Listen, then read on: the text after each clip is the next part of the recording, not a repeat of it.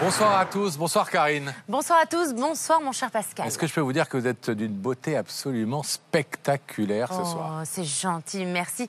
Charmeur, vous êtes. Non, mais c'est vrai, mais si je vous dis ça, c'est parce qu'il n'y a pas que votre beauté, évidemment, qui est spectaculaire ce soir, Karine, puisque nous mettons à l'honneur 30 histoires qui le sont tout autant, sans vouloir vous offenser, bien sûr. Bah non, évidemment, vous me connaissez quand même un petit peu, Pascal. Je ne suis absolument pas vexée parce que vous allez voir qu'on vous a réservé des événements et des destins aussi surprenants qu'incroyables, des histoires spectaculaires, mais pourtant vraies. En effet, vous allez être plongé dans une série d'histoires qui ne vous laissera pas indifférent, c'est promis. Tout de suite, le sommaire. Conduire en marche arrière, c'est la manière qu'a choisi ce chauffeur de taxi pour transporter ses clients. Et vous allez voir qu'en Inde, il est devenu une véritable star locale. Jamie Hilton est une reine de beauté qui a frôlé la mort suite à une chute accidentelle. Plongée dans le coma, la jeune femme va s'en sortir grâce à une opération spectaculaire. Le nid de poule, ce cratère formé dans la chaussée peut piéger n'importe lequel d'entre nous. Ces dégâts sont souvent dramatiques, surtout lorsqu'on est en voiture. Croiser le chemin d'une baleine est une expérience rare. Et lorsque le cétacé se trouve en danger de mort, il faut savoir faire preuve de sang-froid pour lui sauver la vie. Ce petit garçon n'est pas un enfant comme les autres. Il a une vue exceptionnelle. Il est capable de voir dans le noir, tel un félin.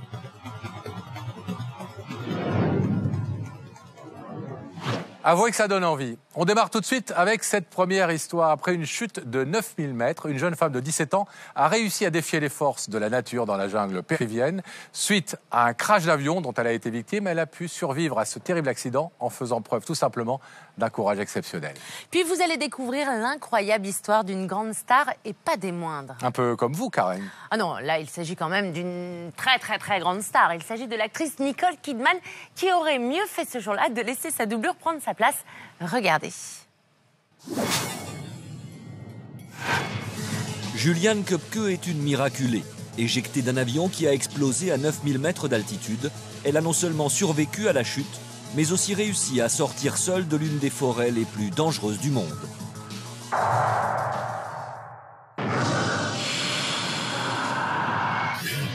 En 1971, Juliane Köpke a 17 ans. Elle est étudiante en zoologie dans un collège péruvien et vit une adolescence heureuse. Pourtant, le 23 décembre, sa vie va basculer. Juliane s'apprête à prendre l'avion avec sa mère. Pour les fêtes de fin d'année, les deux femmes vont rejoindre le père de Juliane, biologiste dans la forêt amazonienne. Mon père avait installé une petite station de recherche scientifique au cœur de l'Amazonie péruvienne. Et avec maman, nous avions prévu de passer les fêtes de fin d'année avec lui. Pendant le vol, de violentes turbulences transforment le voyage en cauchemar. Juliane est revenue sur les lieux de l'accident et nous raconte. Sans savoir pourquoi ni comment, j'ai été éjectée de l'avion. Je me suis retrouvée dans les airs, attachée à mon siège. J'étais consciente de ce qui m'arrivait et je n'ai pas eu le temps d'avoir peur. Juliane fait une chute de plus de 9000 mètres. De son côté, l'avion s'écrase au cœur de la forêt amazonienne avec les autres passagers. La situation est à peine croyable. L'adolescente est la seule survivante. Elle est restée accrochée à son siège, ce qui l'a sauvée. Je suis tombée avec les 3 sièges de ma rangée. Ma mère était décédée, mon autre voisin aussi. À ce moment-là, j'ai ressenti un terrible sentiment d'abandon. Je me suis rendu compte que j'étais toute seule. Seule, blessée au milieu de la jungle, Juliane espère l'arrivée des secours. J'ai aperçu des avions qui faisaient des rondes au-dessus de moi. Et puis, au bout de 2 jours, ça s'est arrêté. J'ai alors compris qu'ils abandonnaient les recherches. Je ne pouvais plus compter que sur moi. À 17 ans, Juliane va devoir se sortir seule de l'immensité de la forêt. Malgré ses blessures, elle entame une marche quand elle perçoit un bruit. J'ai cherché la provenance du bruit et j'ai découvert une minuscule source. Un filet d'eau sortait de la roche et coulait doucement. À ce moment-là, j'ai compris que je devais suivre ce cours d'eau pour espérer sortir de la forêt. Juliane se souvient alors d'un conseil que lui avait souvent donné son père. Au bord de chaque cours d'eau se trouve une civilisation. En suivant ce cours d'eau, Juliane espère trouver du secours. Le périple de l'adolescente va durer plusieurs jours, évitant sans répit les crocodiles et les raies venimeuses qui peuplent la rivière. Dans les eaux peu profondes, j'avais toujours un bâton pour tâter le terrain devant moi, parce qu'il y avait beaucoup de raies venimeuses dans la rivière. Les raies sont de véritables dangers dans cette forêt. Elles sont beaucoup plus dangereuses que les serpents, les jaguars ou même les mygales. Les jours passent, Juliane ne perd pas de vue ce que lui a appris son père. Sans répit, elle arpente la rivière dans l'espoir de trouver de l'aide. Elle mange peu mais s'oblige à boire beaucoup pour survivre. Et le 10e jour, enfin, elle aperçoit quelque chose qui flotte sur l'eau. Il y avait une pirogue juste devant moi. Je me suis dit, ce n'est pas possible, je deviens folle. Je me suis approchée, j'ai touché la pirogue, elle était bien réelle. Le cauchemar de Juliane semble enfin s'achever. Soudain, j'ai entendu des voix qui venaient de la forêt. Je n'arrivais pas à y croire. J'étais tellement soulagée. La première personne que j'ai vue, c'était Don Marcio. Il m'est apparu comme un ange. Juliane Köpke est l'incroyable rescapée de cet accident d'avion. Elle a survécu à une chute de 9000 mètres et a passé 10 jours dans la forêt amazonienne, livrée à elle-même. Grâce aux enseignements de son père, elle a pu déjouer les pièges de l'une des forêts les plus hostiles du monde.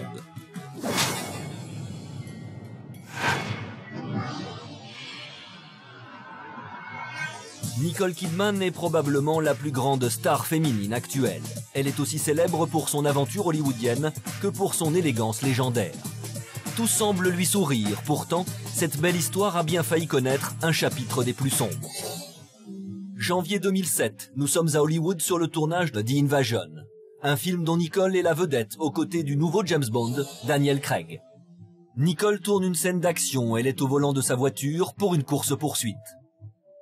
Ce qui se passe en fait, c'est qu'elle est sur un camion travelling, donc il y a une voiture qui est posée sur ce camion-là. C'est pour pouvoir la filmer elle en action. La star et toute l'équipe de cascadeurs font une première prise, tout se passe très bien. Deuxième prise, le camion travelling aborde un virage, il dérape et c'est l'accident. Un accident pas prévu dans le scénario. Sur le plateau, c'est la panique. Qu'est-il arrivé à Nicole Kidman ? L'entourage de l'actrice n'est pas serein, il tente de la soustraire aux yeux des caméras, la tension est palpable. Une assistante veut dissuader le vidéaste amateur qui filme cette séquence. Et vous là-bas, ne restez pas là. Éteignez cette caméra et partez, tout de suite. Dude, turn around and get out. Don't fucking touch me. Nicole Kidman finit par sortir de l'habitacle de la voiture, visiblement sonnée. Ce qui lui est arrivé, c'est un choc latéral. Elle s'est pris le trottoir, donc elle devait jouer sa scène. Donc à mon avis, elle était dans sa scène, elle était bien, elle était là en train de se faire le virage, et d'un coup, ça part. Elle a dû se taper la tête un peu sur la vitre. Des passants qui assistaient au tournage témoignent. À la deuxième prise, il a dû accélérer. Et c'est là qu'il a pris le virage à 90 km/h. Tu l'as dit, ça aurait vraiment pu mal finir. Pendant quelques minutes, la comédienne, choquée, va errer sur le plateau jusqu'à ce que les secours arrivent et l'emmènent à l'hôpital. Après quelques heures en observation, le verdict tombe. Nicole Kidman va bien. Plus de peur que de mal. C'est fou, hein. On se ressemble, non? Un petit peu. Oui, un peu plus brune et plus jolie. Oh, c'est gentil, ça. Oh, je le pense. Merci, Je suis comme Pascal. Alors, Pascal, j'ai une question. Est-ce que vous avez déjà conduit en marche arrière? A priori, ça m'arrive pour faire un créneau. Non, uniquement conduire, mais uniquement en marche arrière. Bah non, quelle drôle d'idée. C'est mieux la marche avant. Bah effectivement, hein, c'est la drôle d'idée qu'a eu Arpit Devin, un chauffeur de taxi du nord de l'Inde. Ce trentenaire a décidé du jour au lendemain de conduire en marche arrière. Et c'est précisément pour ça qu'il est devenu une star locale. Arpit Devin est chauffeur de taxi dans le nord-est de l'Inde. En 2003, une panne mécanique va bouleverser sa façon de travailler et faire de lui une vedette.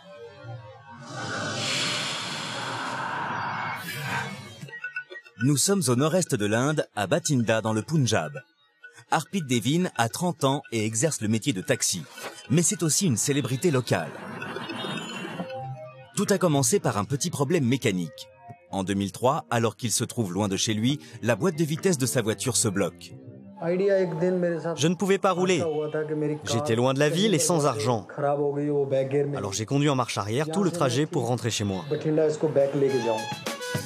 Arpit Devin parcourt alors plusieurs kilomètres sur les routes indiennes en marche arrière, tout en regardant constamment derrière lui. Petit à petit, je me suis dit que c'était agréable de conduire en marche arrière et j'ai gagné en confiance. Arpit Devin réalise que plus la route défile, plus il se prend au jeu et finalement se sent très à l'aise dans cette posture. Après cette expérience, il a une révélation. Il décide d'adopter définitivement cette façon de conduire. Il se baptise le Bad Gear Champion, le champion de la marche arrière, et peint fièrement son titre sur la carrosserie de son taxi. Sa voiture a désormais 4 vitesses en marche arrière contre 1 en marche avant. Les feux avant et arrière ont été intervertis. Une sirène d'alarme est installée pour prévenir de son pilotage particulier. Je voulais faire quelque chose de spécial, de nouveau. J'ai pensé faire une chose que personne n'avait jamais fait. Conduire en marche arrière. Personne n'avait jamais vu ça. Cela fait plus de 10 ans que Arpit Devin conduit en marche arrière. Un permis spécial lui a été attribué. Il atteint aisément les 80 km/h. Son originalité attire de nombreux touristes, mais la rançon du succès a un revers. Arpit Devin souffre de problèmes de dos. Ah oui. C'est ce qu'on appelle vivre dangereusement. Enfin, moi, pour être déjà monté dans la voiture de Karine, je suis pas sûr que je préfère pas être dans le taxi. On va rester en Inde, si vous le voulez bien, sur les hauteurs de l'Himalaya cette fois. Et vous allez voir des images impressionnantes d'un jeune parapentiste russe qui fait la rencontre d'un oiseau, mais pas n'importe lequel. Il s'agit d'un condor qui peut atteindre, je vous le rappelle, jusqu'à 3,20 m d'envergure. Ah oui, quand même. C'est beaucoup. C'est pas rien. C'est énorme. Alors, vous vous en doutez, Pascal, ni l'oiseau ni l'homme n'auraient pu imaginer que ce vol se transformerait en une situation rocambolesque. Et tant mieux pour nous, le jeune homme a tout filmé grâce à une caméra posée sur son casque. Ensuite, nous découvrirons l'histoire de Thérèse Bordet, une touriste française qui s'est retrouvée seule pendant 11 jours dans les montagnes espagnoles. Cela après s'être égarée. Alors, comment a-t-elle survécu? Eh bien, je vous laisse le découvrir. 17 octobre 2011, au nord de l'Inde. Alors qu'il réalise son premier vol en montagne, un parapentiste de 25 ans va avoir la peur de sa vie. Nous sommes à Bir Billing, au pied de l'Himalaya. Le site culmine à 2500 mètres d'altitude et accueille chaque année des milliers de parapentistes venus du monde entier. Pour son cadre exceptionnel et ses conditions idéales, il est considéré comme l'un des plus beaux sites du monde. Et ce voyage-là, Vladimir en rêve depuis longtemps. J'ai commencé le parapente en 2002, mais je n'avais encore jamais volé dans les montagnes. Pour fêter son anniversaire, Vladimir s'est offert un mois de vacances et il va survoler les cimes de l'Himalaya. C'était un grand moment pour moi. C'était la première fois que je quittais la Russie et j'avais eu beaucoup de mal à organiser ce séjour. Le jour du saut tant attendu arrive enfin. Vladimir rejoint le site d'où il va s'élancer avec sa voile. Pour immortaliser le vol, il s'est acheté une caméra fixée sur son casque. La journée commençait très bien, j'étais de bonne humeur, j'allais réaliser mon rêve. J'étais fasciné par la beauté de l'Himalaya, je n'imaginais pas ce qui allait se produire. Vladimir décolle et pour la première fois, survole les plus belles montagnes du monde. Pendant plus d'1 heure, il contemple la splendeur du paysage.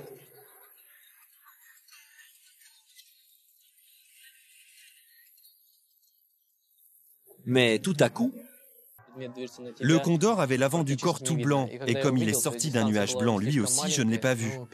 J'ai d'abord paniqué, ce qu'il ne faut surtout pas faire dans un cas comme celui-ci. J'ai rapidement repris mes esprits et je me suis reconcentré pour l'atterrissage. Je pense que j'ai vraiment eu une chance incroyable. Vous savez, on dit que lorsque 2 parapentistes se percutent dans les airs, ils deviennent frères du ciel, frères célestes. Je peux donc dire que maintenant, ce Condor est comme mon frère du ciel.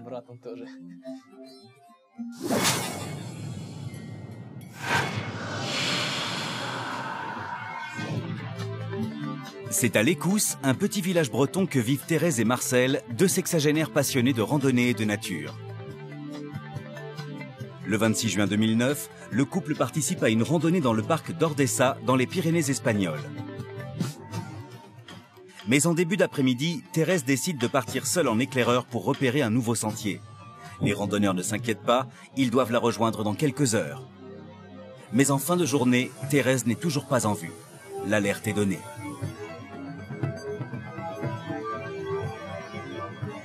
C'est vrai que depuis un hélicoptère, si on a une très bonne vision dans l'ensemble, une personne qui n'est pas dans un endroit dégagé ne passe pas nécessairement aperçue pour le pilote et le mécanicien. La situation est grave.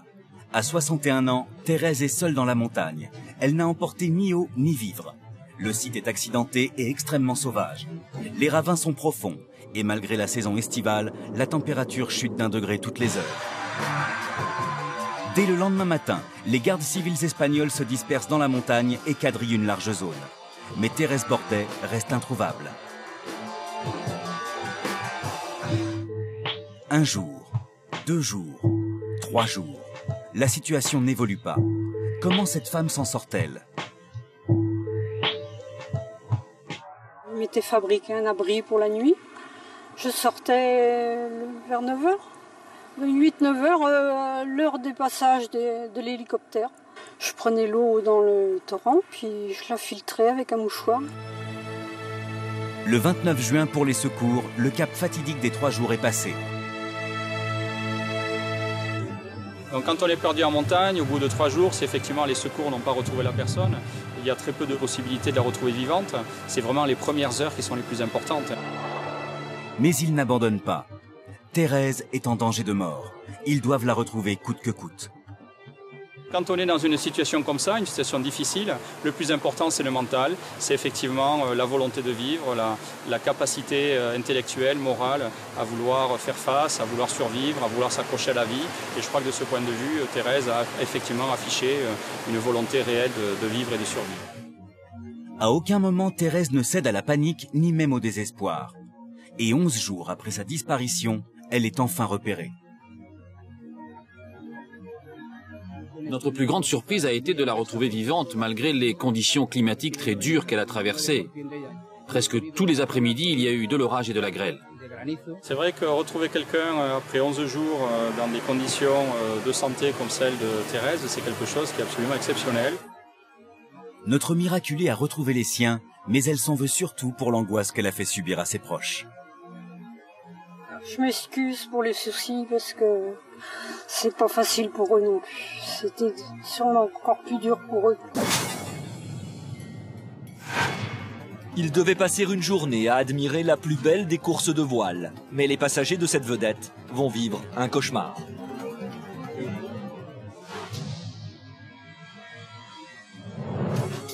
Tous les 4 ans, dans la baie de Saint-Malo, en Bretagne, à l'occasion de la route du Rhum, l'océan se transforme en gigantesque terrain de jeu pour les meilleurs navigateurs du monde. À chaque édition, des milliers de passionnés viennent assister au départ de cette course mythique qui relie Saint-Malo à Pointe-à-Pitre, en Guadeloupe. Le 8 novembre 1998, 37 bateaux prennent part à la 6e édition de la route du Rhum. Parmi les spectateurs, Philippe Lebeau. Il embarque sur une navette, affrétée pour l'occasion, et prend le large pour vivre au plus près le départ de la course. À bord, on était 250 personnes. Et puis, on attend l'heure de départ, 13h02. Le départ est lancé. Trimarans et monocoques fendent l'océan à grande vitesse. Pour Philippe, l'instant est magique. Mais au bout de quelques minutes, la fête va tourner au cauchemar.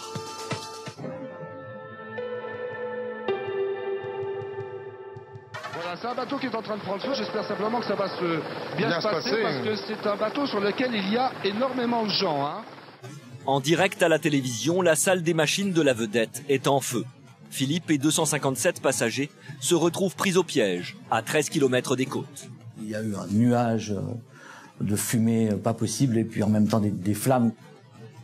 La fumée qui se dégageait était vraiment très importante. En ce qui me concerne, moi j'avais un foulard que je me suis mis devant. On ne voyait plus rien à l'intérieur parce que c'était vraiment plein de cette fumée âcre et blanchâtre. Les sauveteurs reçoivent immédiatement l'appel de détresse du capitaine de la vedette. On a commencé à faire route, on a regardé autour de nous et puis on a bien vu la fumée qui s'échappait du navire. Et c'est vrai qu'à ce moment-là, on se demande ce que l'on va trouver, puisque à la vue de la fumée qui s'échappait du bateau, là on s'est dit ça va sûrement être costaud. Les secouristes arrivent sur place et découvrent l'incroyable sang-froid des passagers. Tout le monde a enfilé son gilet de sauvetage. Philippe, lui, vient en aide à l'équipage. Le marin qui était à côté de moi m'a demandé si je pouvais l'aider pour mettre des canaux de sauvetage à l'eau. Donc on a tout de suite mis les 2 canaux qui étaient à proximité de nous. On a demandé aux gens de bien vouloir monter. Les passagers évacuent et montent à bord des canaux de survie. Alors que la course se poursuit, des dizaines de bateaux de plaisance se précipitent au secours de la vedette. Les passagers sont en train de passer dans les canaux de sauvetage, donc c'est bien ça, hein. Ils sont en train d'abandonner le navire et ça s'organise difficilement. Une vingtaine de passagers a déjà quitté le bateau. Mais la fumée épaissit. Les sauveteurs savent qu'il faut agir très vite. Le risque, c'est que le feu se propage au bateau. Et surtout, le gros problème, c'est l'intoxication par les fumées. Puisque ce n'est pas une fumée de papier, hein. Vous avez le feu dans des machines, vous avez le carburant, vous avez l'huile, vous avez tout ça. C'est des fumées très nocives. Je ne sais pas comment ils font, parce que franchement, il y en a qui, depuis maintenant 5 ou 10 minutes, sont en train de respirer cette fumée est certainement très acide. Sans relâche, les sauveteurs doivent maintenant répartir au mieux les 258 passagers dans les radeaux de survie et sur les bateaux venus prêter main forte. Grâce au professionnalisme des sauveteurs, la vedette est évacuée en un peu moins d'une demi-heure.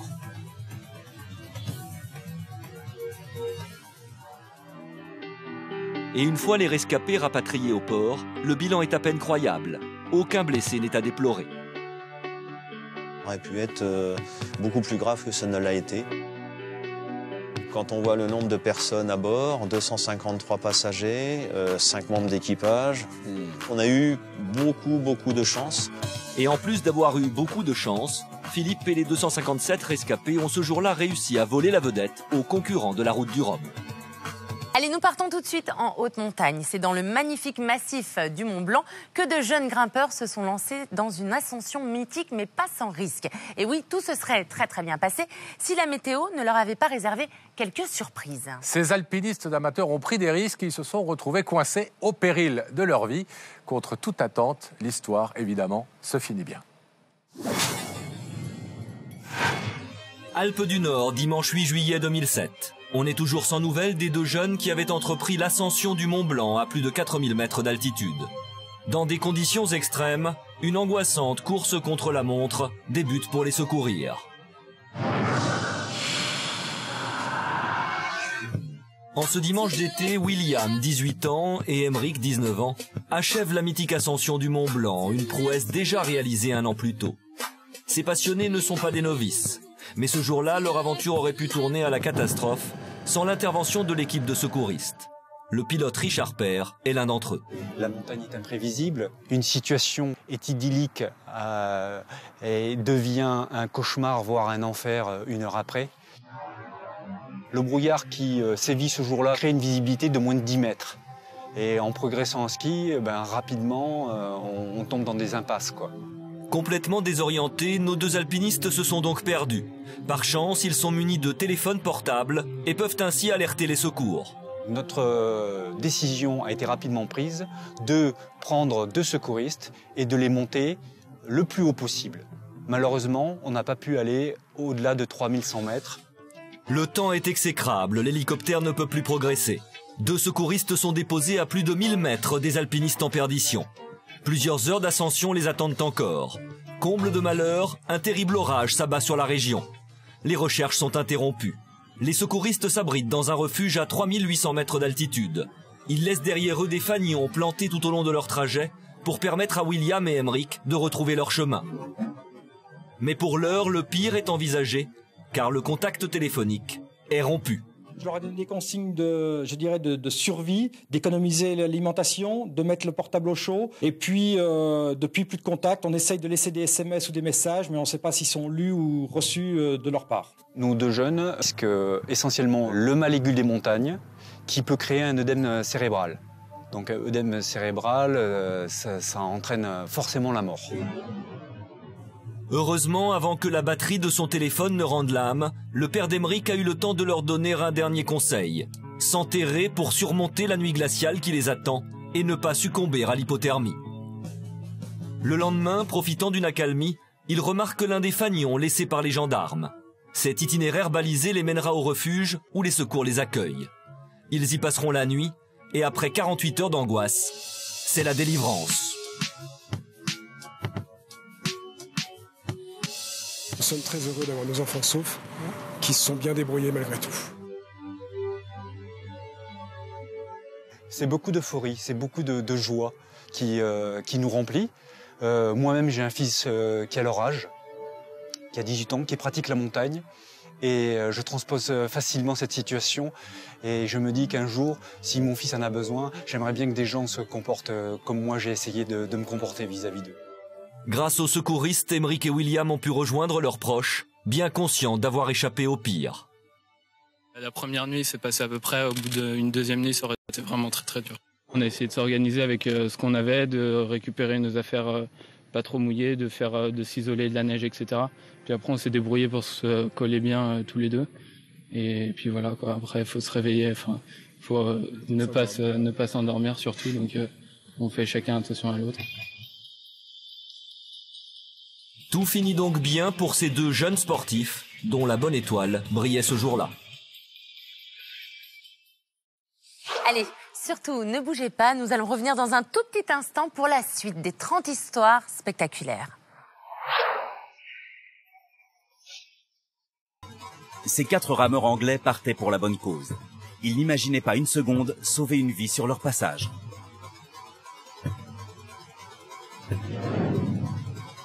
Le nid de poule. Ce cratère formé dans la chaussée peut piéger n'importe lequel d'entre nous. Ces dégâts sont souvent dramatiques, surtout lorsqu'on est en voiture. Ils sont jeunes et aiment le risque. Ces highliners marchent pieds nus sur des cordes tendues au-dessus du vide à plus de 4000 mètres d'altitude. Frisson garanti.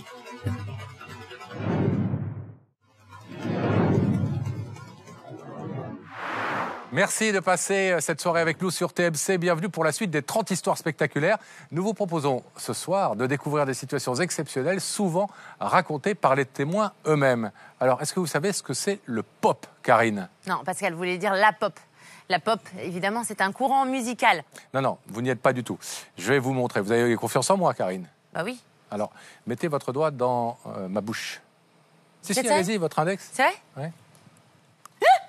J'ai peur. Voilà, ça c'est le pop, c'est un exercice réalisé par les dresseurs d'alligators qui consiste à mettre la main, n'ayez pas peur, dans la gueule ouverte du prédateur et de l'enlever avant évidemment qu'il ne la referme. Et parfois il arrive que tout ne se passe pas tout à fait comme prévu, c'est le cas pour ce dresseur américain. Attention, image très impressionnante. Une autre histoire spectaculaire qui mêle hasard et destin. Et oui Karine, le destin de 4 rameurs anglais, ils s'étaient lancés à pari fou. Celui de faire le tour des îles britanniques, mais à la rame. Et c'est dans cette aventure que nos 4 jeunes garçons vont assister à l'invraisemblable. Je ne vous en dis pas plus, je vous laisse découvrir.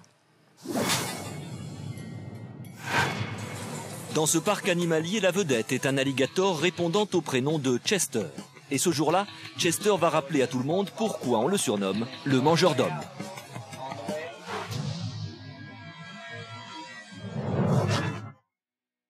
Nous sommes en Floride, dans le parc de Gatorland.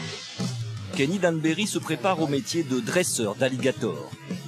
Il va tenter le geste que tous les dresseurs doivent maîtriser, le pop. Le pop est un exercice qui consiste à mettre sa main dans la gueule de l'alligator. Quand elle est ouverte, l'animal ne peut plus rien voir. On glisse alors la main dedans en faisant attention de ne pas le toucher, car sinon il referme immédiatement sa mâchoire. C'est un test de réflexe. Kenny a choisi Chester, le plus gros spécimen du parc. On a choisi Chester parce qu'il est plus gros et que cela nous laisse plus de temps. Mais si tu fais une erreur, la morsure sera plus importante. Kenny est accompagné de Mike, qui a une certaine expérience en la matière. Mike commence par taper sur la tête de l'alligator pour l'énerver et lui faire ouvrir la bouche. Le pop de Mike est parfait. C'est maintenant au tour de Kenny. Le moment est crucial, il n'a pas le droit à l'erreur. Il n'y a que quelques personnes qui savent faire le pop et j'espérais en faire partie. Kenny avance sa main dans la gueule de l'animal, quand soudain... Je n'ai jamais eu aussi mal de ma vie. En une fraction de seconde, une pression de 1300 kg s'est refermée sur la main de Kenny. Les dents de Chester ont littéralement transpercé ses doigts. C'est comme si vous aviez coincé vos doigts dans une porte et que quelqu'un s'amusait à la refermer encore plusieurs fois. Heureusement, très vite, Chester ouvre sa gueule et relâche sa proie. Immédiatement, Kenny retire sa main. Quand il a lâché prise, j'ai vu que j'avais encore tous mes doigts. J'étais soulagé même si je savais qu'il me faudrait plusieurs mois pour cicatriser. Depuis, Kenny a plus que jamais sa place auprès des alligators. Mais la pratique du pop est désormais interdite dans tous les parcs américains.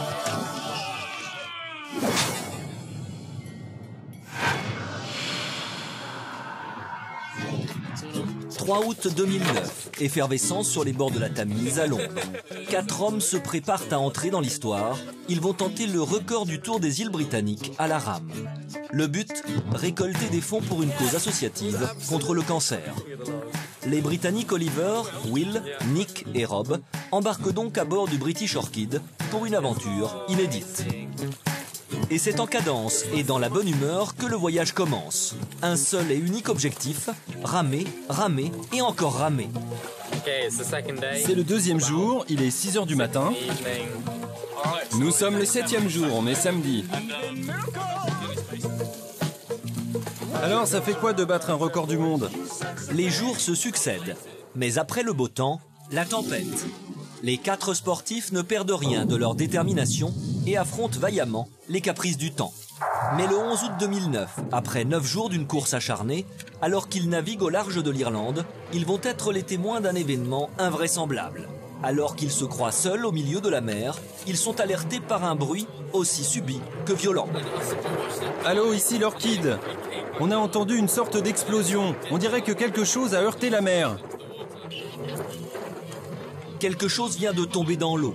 Aussitôt, Will prévient les gardes-côtes. Rob, quant à lui, ne lâche pas sa caméra. Poussés par l'angoisse et la curiosité, les rameurs foncent en direction du lieu de l'impact. Et là, au beau milieu de l'océan,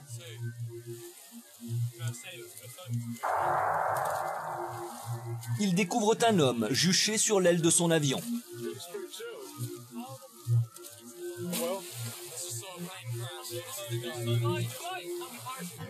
Le petit avion s'est abîmé en mer. L'homme est vivant, mais il dit ne pas savoir nager. Et l'eau est glacée, pas plus de 7 degrés.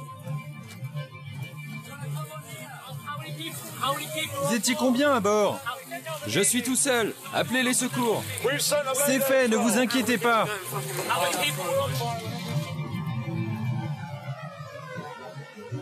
Après 20 minutes d'attente, les secours arrivent. Un risque persiste. À tout moment, l'avion peut sombrer dans les profondeurs. La manœuvre est donc délicate. Il s'agit de récupérer le naufragé sans le faire tomber dans la mer.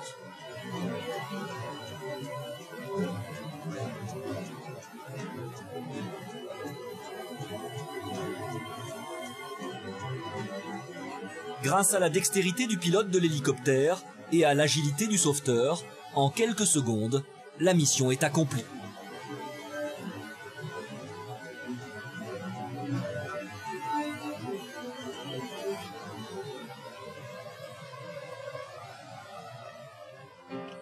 Oliver, Will, Nick et Rob n'ont pas vraiment eu le temps de réaliser ce qui vient de se passer et doivent maintenant regagner la côte, toujours à la rame. Merci, vous pouvez être fiers de vous, les gars. Pas de problème. Bravo à vous et merci. Au revoir. Ce jour-là, la tentative de record du monde est malheureusement interrompue. Les 4 marins rameurs peuvent néanmoins se féliciter d'avoir croisé le chemin de cet homme, une rencontre qu'ils ne sont pas prêts d'oublier. Une histoire improbable. Oui, totalement invraisemblable. Karine, est-ce que vous savez ce que c'est qu'un nid de poule? C'est là où elles pondent leurs œufs. Oui, Karine, mais pas que. Un nid de poule, c'est surtout un énorme trou formé sur la chaussée la plupart du temps à cause d'une canalisation qui a explosé. Et vous allez voir que ça peut être très très dangereux, un nid de poule. Je savais bien que c'était Cette image montrant un nid de poule a fait les gros titres des journaux et le tour du monde. Il s'agit d'une conductrice qui s'est retrouvée tout à coup piégée dans un énorme cratère en plein milieu de la route. La chaussée risque à tout moment de s'effondrer sur elle. Les secours doivent opérer au plus vite. Imaginez-vous tranquillement au volant de votre voiture quand soudain, la route se dérobe sous les roues. Vous disparaissez alors en quelques secondes sous la terre. Ce phénomène est dû à un affaissement de la chaussée. C'est exactement ce qui est arrivé à Pamela Knox. Nous sommes à Toledo, dans l'Ohio, en 2013. Cette conductrice américaine de 60 ans s'est retrouvée en quelques secondes au fond d'un trou colossal de 9 mètres de diamètre et de 3 mètres de profondeur. Bloquée à bord de son véhicule, c'est la panique. J'entendais le son des grosses pierres qui tombaient tout autour de moi. En plus d'une chute vertigineuse, l'eau d'une canalisation cassée remplit massivement la voiture. La situation est critique, il faut sortir du piège d'eau et de béton.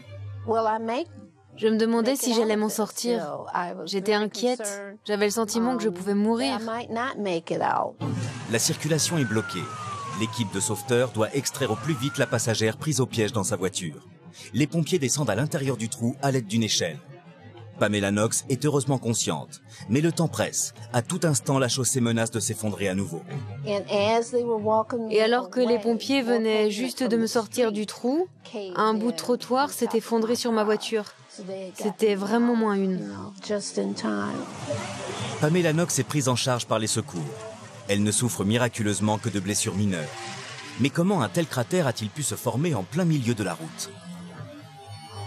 Ces gouffres gigantesques sont souvent générés lorsqu'une canalisation explose et détériore les fondations souterraines. Les intempéries des jours précédents ont accentué le mauvais état de la chaussée, provoquant l'effondrement de la route juste devant elle. Le mari de Pamela Knox arrive sur les lieux et n'en croit pas ses yeux. Je regardais autour de moi et j'ai remarqué cet énorme trou. Je me suis dit, j'espère qu'elle n'est pas dedans.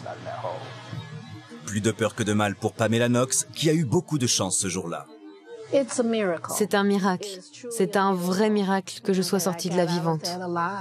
À pied ou en voiture, ce cauchemar peut arriver à n'importe qui, n'importe où, n'importe quand. Et bien que rares, ces nids de poules peuvent parfois être fatals. Maous la poule, hein. Ah oui. Ce que vous allez découvrir dans l'histoire qui suit, c'est un cran au-dessus du funambulisme. Ça s'appelle le highlining. C'est une discipline qui s'effectue pieds nus sur une sangle tendue entre 2 pics rocheux à très haute altitude. Puis vous allez découvrir l'étonnante mésaventure de 20 touristes qui pensaient profiter de vacances paisibles au sud de l'Allemagne et qui se sont retrouvés coincés dans un télécabine à plus de 80 mètres du sol. 2 histoires qui donnent le vertige. Ça me fait un peu penser à un film, ça. Quand te reverrai-je? Ah oui, James Bond. C'est ça, James Bond. 4000 mètres d'altitude, cet homme défie les lois de la gravité.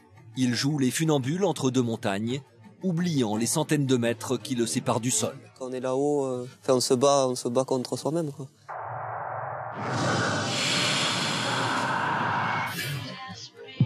Ces dernières années, dans les Alpes françaises, on a vu apparaître des funambules de l'extrême. Ces hommes et ces femmes affrontent le vide en marchant en équilibre sur une sangle de 2 cm de large. Cette pratique méconnue s'appelle la slackline. La slackline, c'est un terme anglais qui veut dire sangle molle. Ça vient des États-Unis, ça a été importé il y a à peu près 30 ans. Ce sont les grimpeurs américains qui, dans le parc national Yosemite, les jours de pluie, remplaçaient leur activité d'escalade par cette discipline. Sébastien Brugala, Julien Millot et Sébastien Montaz pratiquent ensemble cette discipline en France. On s'est connus il y a à peu près 2 ans. On s'est réunis autour de la slackline, autour de l'escalade et autour de l'alpinisme. Pour pratiquer ce sport extrême, l'improvisation est impossible. Même si ces super funambules sont sécurisés par des harnais, une connaissance de la montagne est indispensable. Il faut des qualités d'alpiniste, de grimpeur et de slackliners. Donc il y a très peu de profils que ça concerne. Ça demande des grosses capacités mentales parce que quand on traverse une ligne au sol, c'est facile, mais quand on est là-haut, on se bat contre soi-même, quoi. En septembre 2010, l'équipe de Slackliners se lance un défi complètement fou. Celui de traverser les aiguilles du diable, 5 piliers de granit du massif du Mont Blanc qui culminent à 4115 mètres. C'est à cette altitude qu'ils décident d'installer une sangle de 45 mètres de long. Le dénivelé est de 500 mètres.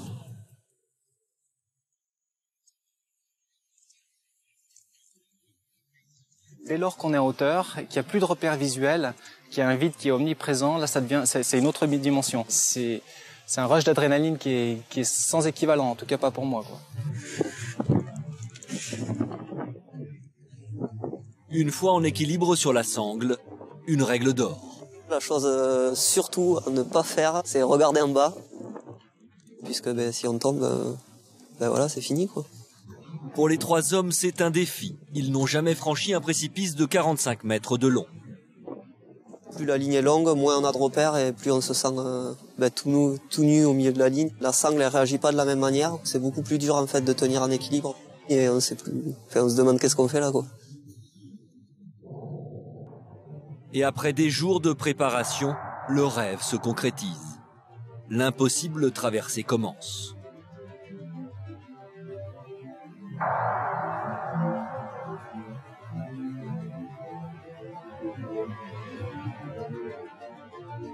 Julien Millot est le plus expérimenté du groupe. Même pour lui, les aiguilles du diable, c'est une épreuve. Ça commence par de la peur comme tout le monde. Après, on a une espèce de passage par une transe, on arrive à se perdre dans ce qu'on fait et tout coule de source.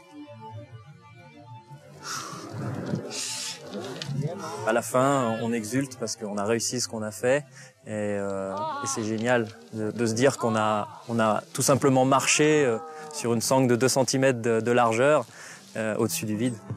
4115 mètres d'altitude, un exploit hors du commun qui effraie autant qu'il fascine. On a eu des gens qui nous ont dit qu'on était fous, mais quelque part on les faisait rêver.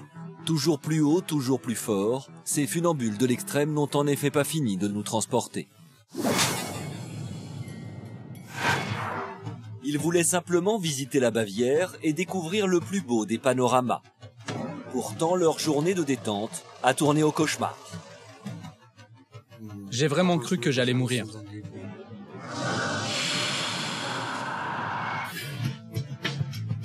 Avec ses lacs, ses immenses forêts et son château de contes de fées, la Bavière est la région la plus connue et la plus visitée d'Allemagne.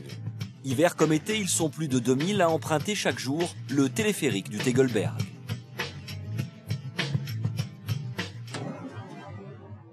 Mais le 12 août 2011, alors que 20 touristes sont à bord de la cabine, 2 parapentistes prennent leur envol du haut de la falaise et percutent les câbles du téléphérique.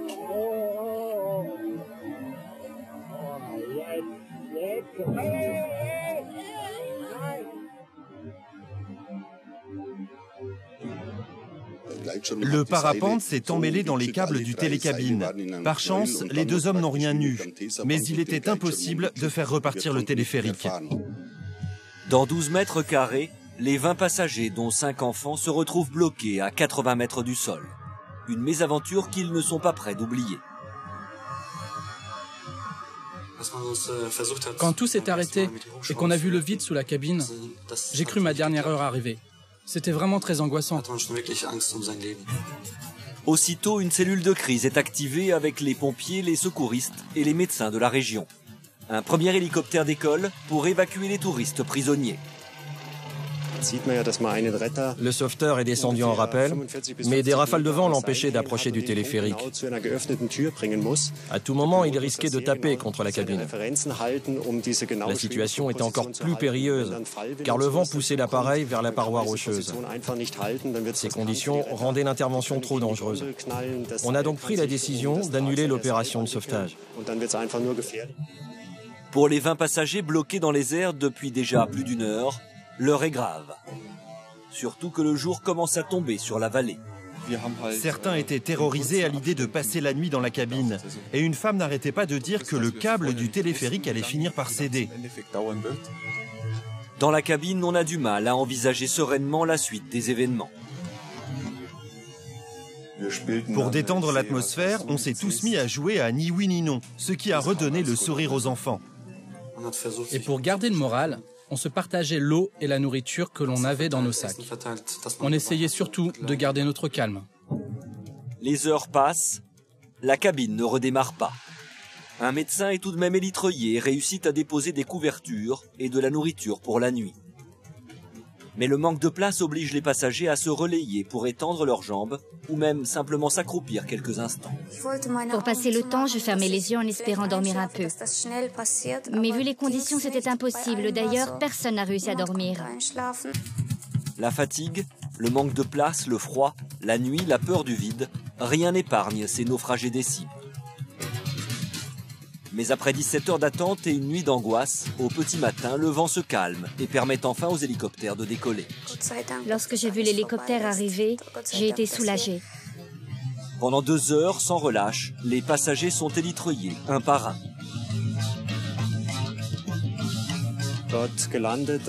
Les gens avaient tellement hâte de quitter la cabine qu'ils n'avaient même plus peur du vide quand on les élytroyait. Même les enfants avaient le sourire. Cette longue nuit d'angoisse restera gravée dans leur mémoire. Mais tous ont pourtant décidé de retourner en Bavière et cette fois-ci, ils comptent bien visiter la région.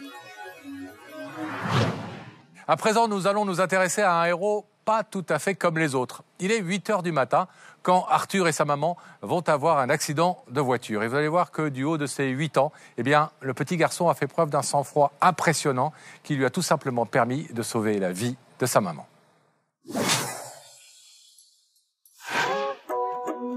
En 2008, ce petit garçon a fait la fierté de tout son village. Pour sauver sa maman à 8 ans, franchement, faut le faire, quoi. Pour moi, c'est un acte de bravoure de la part d'un garçon qui aime sa maman, c'est tout. Je voulais pas qu'elle meure, ma maman.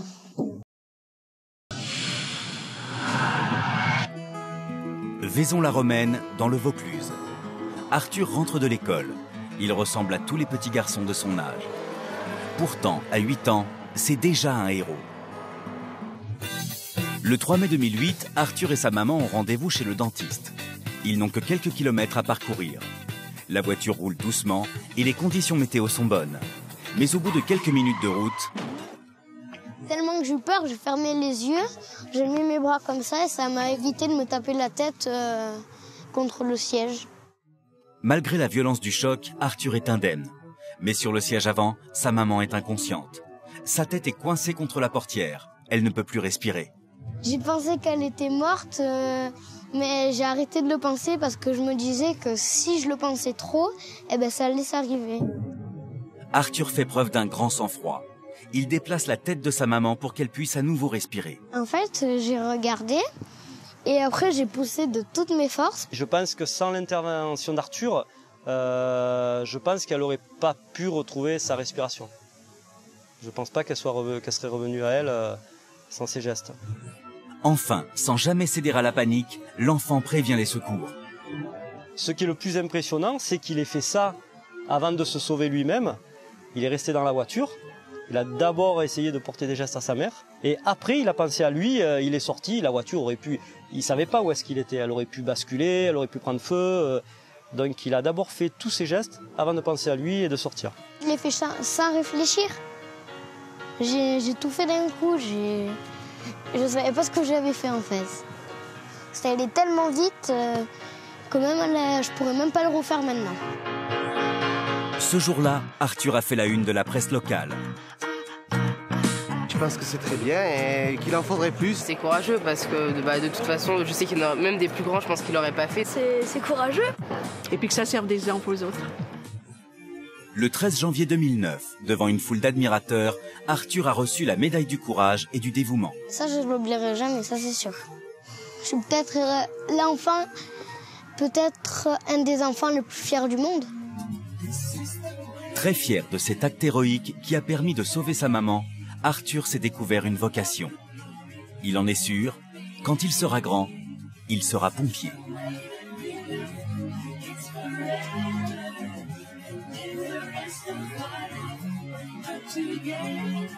Ce n'est que le début de la soirée, Pascal. Nous avons encore beaucoup d'autres histoires spectaculaires à vous montrer.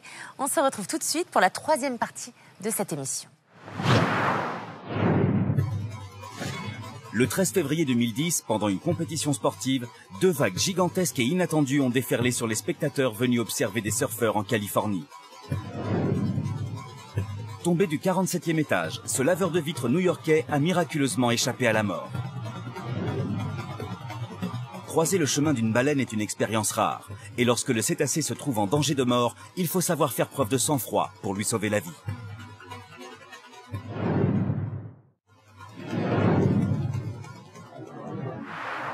Ravi de vous retrouver sur TMC avec Karine pour la suite de ces 30 histoires spectaculaires. Allez, on vous emmène immédiatement aux États-Unis pour une histoire invraisemblable. 2 hommes qui travaillent dans la même société vont découvrir qu'ils ne sont pas simplement collègues, mais aussi frères. Et oui, quand le hasard fait bien les choses. Une histoire très forte en émotion, regardez. Ces 2 hommes ont une incroyable destinée. Adoptés dès leur plus jeune âge, élevés dans 2 familles différentes, chacun ignore tout de l'existence de l'autre pendant 35 ans. Jusqu'au jour où ils vont se retrouver par hasard sur leur lieu de travail. Et ce qu'ils vont découvrir, personne n'aurait pu l'imaginer. J'étais vraiment sous le choc. Je ne savais plus quoi dire. C'est complètement incroyable.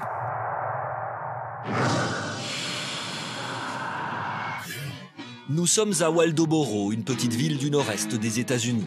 C'est ici que Gary Nisbet, 36 ans, travaille comme déménageur. Il fait la connaissance de Randy Joubert, un nouveau collègue âgé de 37 ans. Les 2 hommes sympathisent, mais ignorent qu'ils ont plus d'un point commun. Tous les 2 ont été adoptés et ont en vain tenté de retrouver leur famille biologique. J'avais effectué quelques recherches, mais ça n'avait rien donné.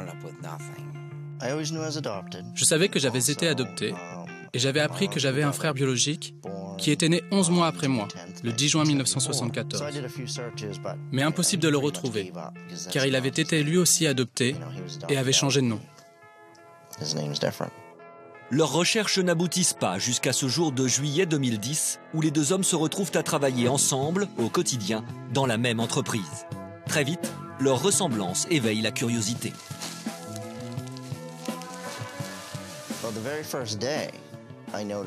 Dès le premier jour, je l'ai remarqué parce qu'il me ressemblait.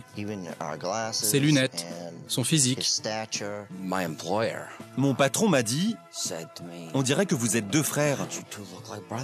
Quand on a commencé à faire des livraisons ensemble, les clients nous disaient « Alors, vous êtes frères tous les 2 ?» On leur répondait « Mais non, pas du tout. » Intrigué par ces remarques, Randy décide d'élucider le mystère. J'ai dit à Gary, je peux te poser une question. Est-ce que tu as été adopté? Et il m'a répondu oui.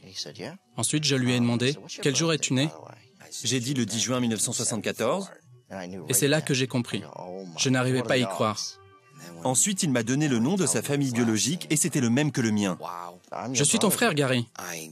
Je suis resté sans voix. Les 2 hommes qui travaillent ensemble depuis 1 mois et demi viennent de découvrir qu'ils sont frères. C'est hallucinant. Il aurait pu être n'importe où dans le monde et il était là, à mes côtés. On se ressemble, on a les mêmes gestes. Quand je pense que mon frère et moi, nous avons travaillé dans le même camion, c'est incroyable. Les 2 frères sont réunis, les médias locaux s'emparent de cette belle histoire et donnent quelques détails sur leurs parents biologiques. Une femme qui habite dans une ville voisine réalise alors que le nom de leur mère lui est familier. On travaillait dans la réserve lorsque mon patron nous a demandé de venir le voir. Et là, il y avait cette jeune femme qui tremblait avec des papiers à la main. Je me demandais ce qui se passait. Elle pleurait, elle nous a dit « Je suis votre demi-sœur, Joanne ». Après leur retrouvaille, Randy et Gary se sont donc découverts une demi-sœur. La famille réunie est aussitôt invitée à participer à une célèbre émission de télévision américaine. Mais devant son poste, une téléspectatrice se rend compte avec stupéfaction qu'elle aussi partage la même mère biologique. Elle contacte alors les producteurs de l'émission qui lui proposent de venir dès le lendemain retrouver ses frères et sœurs en direct à la télévision.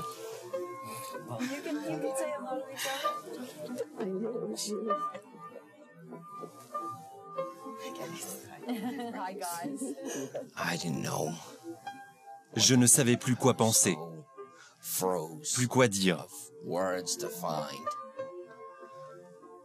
C'était merveilleux de retrouver une famille. Ma famille. C'était incroyable. Je ne peux pas vous décrire ce que j'ai ressenti. Aujourd'hui, Gary et Randy travaillent toujours ensemble et rien ne semble pouvoir désormais les séparer. C'est un rêve qui est devenu réalité. Après avoir vécu 35 ans en pensant être fils unique, d'un seul coup, découvrir que je ne suis pas seul, que j'ai une famille, et une famille nombreuse en plus, c'est juste extraordinaire. Imaginez, mon cher Pascal, que je sois votre sœur. Écoutez, ça ne me semble pas physiquement une évidence, mais on va quand même faire des tests ADN, Karine, parce qu'on voit bien qu'avec toutes ces histoires, rien finalement n'est impossible. Eh bien, dans le sujet qui suit, vous allez voir que certaines personnes ont le don de véritablement communiquer avec nos amis les bêtes. C'est le cas d'Anna Evans, une vétérinaire tout à fait singulière. Allez, on s'intéresse à l'une des plus grandes compétitions de surf en Californie, le Half Moon Bay. En ce jour de février 2010, le public qui s'attendait à voir un spectacle des plus intenses s'est retrouvé face à un mini tsunami. Imaginez la panique quand 2 vagues de 8 mètres arrivent dans votre direction. Cette femme n'est pas une vétérinaire comme les autres. Elle aurait le pouvoir de communiquer avec les animaux. Un échange incroyable qui lui permettrait de résoudre les problèmes les plus complexes.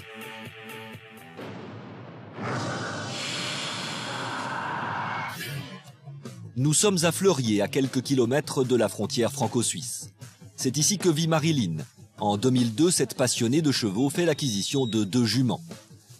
Mais pour des raisons inexpliquées, Shania, sa jument noire, développe un comportement brutal et devient ingérable. Shania était, je pense, fragile nerveusement. Elle tiquait dans son abreuvoir.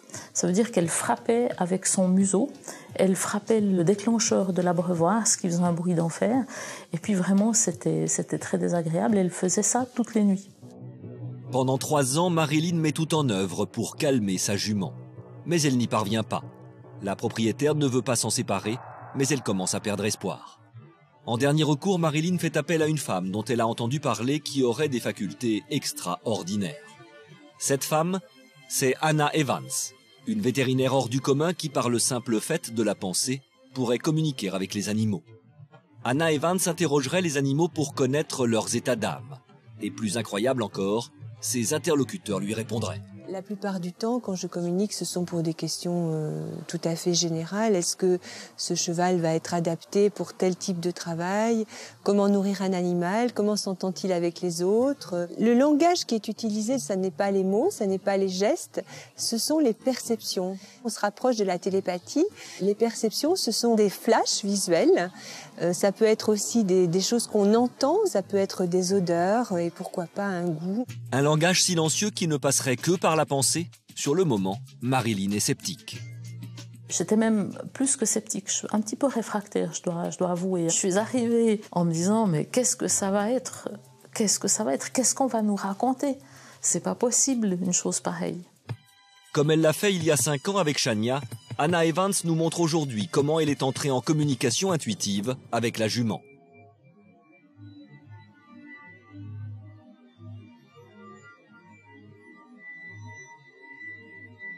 Anna avait capté instantanément l'attention de l'animal.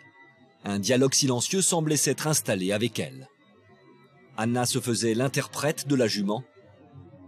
À l'époque, elle ne savait absolument rien d'elle. Pourtant, aussi incroyable que cela puisse paraître, elle l'avait cernée immédiatement. La précision m'a vraiment impressionnée. Au point de vue du caractère de Shania, par exemple, c'était impressionnant. Et j'avais l'impression qu'elle connaissait cette jument beaucoup plus que moi je la connaissais. Pendant cette conversation hors du commun, la jument avait confié à Anna que son comportement était dû au souvenir d'une maltraitance survenue dans sa jeunesse. Anna avait aussitôt fait part de tout cela à Marilyn, qui a immédiatement vérifié ces informations. J'étais absolument scotchée de voir que tout était vérifiable, alors qu'il n'était pas possible qu'elle ait eu les réponses par un autre biais, qu'elle ait eu les informations au sujet de ces animaux. Après une seule séance de communication intuitive, alors que Marilyn n'y croit plus, en seulement quelques jours, la jument se métamorphose. Le changement a été extrêmement rapide. Le tic de Chania, il a disparu entre 10 et 15 jours. Je veux vraiment dire disparu, alors que c'était quelque chose qui arrivait chaque nuit depuis 2 ou 3 ans. Aujourd'hui, la jument semble complètement remise de son traumatisme. Quand je vois des animaux avec lesquels on a communiqué et pour lesquels les propositions ont été mises en place, moi je suis heureuse, tout simplement. J'ai l'impression que mon travail a servi à quelque chose. Cette faculté extraordinaire, Anna Evans affirme que nous l'aurions tous en nous et qu'il suffirait de savoir l'utiliser.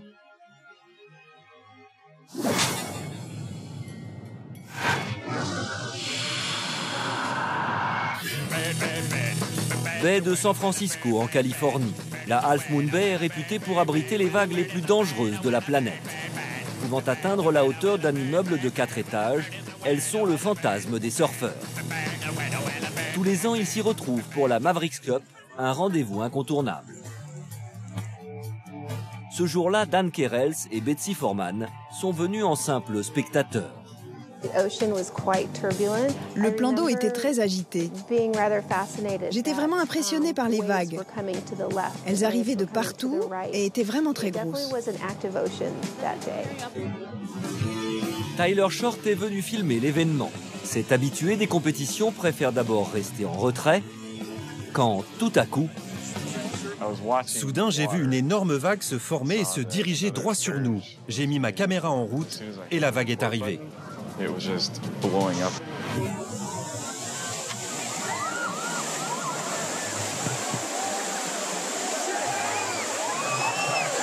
La vague provoque une panique indescriptible sur la plage. Les gens se relevaient les uns après les autres, mais personne ne semblait sérieusement blessé. À ce moment-là, les spectateurs ignorent que le pire reste à venir.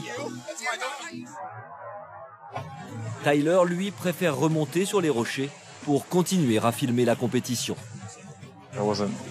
Je n'avais pas trop envie de me faire mouiller une deuxième fois, et pour obtenir de meilleures images, il fallait que je change d'endroit. Je suis donc allé filmer depuis la falaise.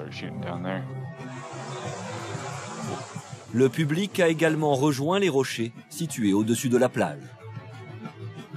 On est parti parce qu'on se sentait en danger sur la plage. Et on s'est donc dirigé vers la falaise. Mais Betsy n'aura pas le temps d'atteindre la falaise. Une deuxième vague, plus grosse encore, déferle. J'entendais les gens qui hurlaient « Sauvez-vous !» J'ai regardé derrière moi et j'ai vu cette déferlante qui nous arrivait dessus. La deuxième vague emporte tout sur son passage. Oh, man. Oh, my God. Oh, Banda Aceh.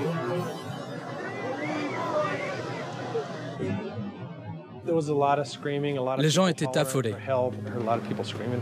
Ils criaient et appelaient au secours.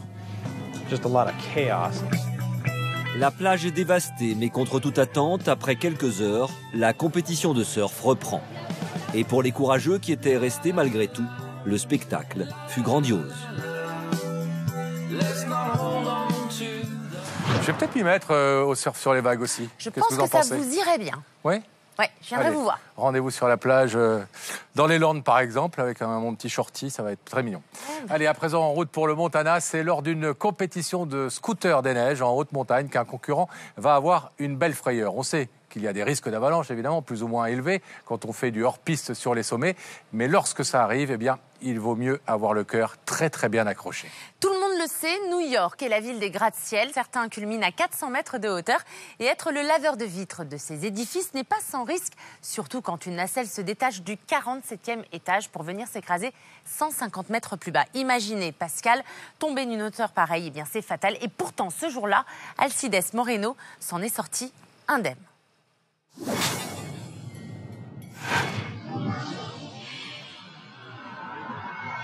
Cet homme vient de réaliser un exploit, mais alors qu'il entame la descente, il est rattrapé par la nature. Dans les compétitions de scooter des neiges, les prises de risque sont maximales et les sensations fortes garanties. Sur des engins gonflés à bloc, les concurrents doivent gravir des pentes vertigineuses. Les traces laissées dans la neige détermineront celui qui est monté le plus haut, celui qui mérite la victoire. Nous sommes à West Yellowstone, dans le Montana. Les concurrents doivent se mettre en danger, la victoire est à ce prix. L'heure est venue pour Trennis Bear de s'élancer. Le premier essai est timide, la machine n'ira pas bien loin et Trennis doit rebrousser chemin. Deuxième tentative, cette fois l'engin est poussé au maximum. Arrivé au sommet, il est alors en tête de la compétition. Mais au moment d'entamer la descente, une immense plaque de neige se détache.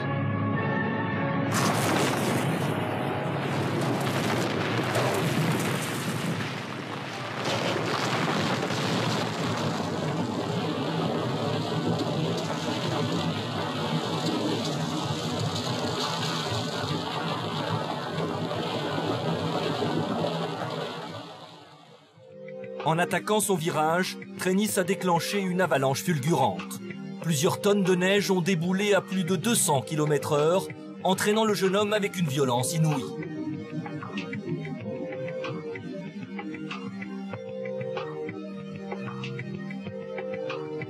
Trennis s'est retrouvé inerte au pied d'une pente abrupte de près de 200 mètres, qu'il a dévalée comme un pantin désarticulé. Les autres concurrents se précipitent à son secours, complètement affolés. Mais à la surprise générale, Trennis n'a rien. Il est seulement sonné. Personne ne peut croire, et lui le premier, que l'issue d'une telle chute ne lui ait pas été fatale. Au bout de quelques minutes, Trennis est même déjà sur pied, prêt à repartir, prêt à renouer avec un jeu qui aurait bien pu, ce jour-là, lui coûter la vie.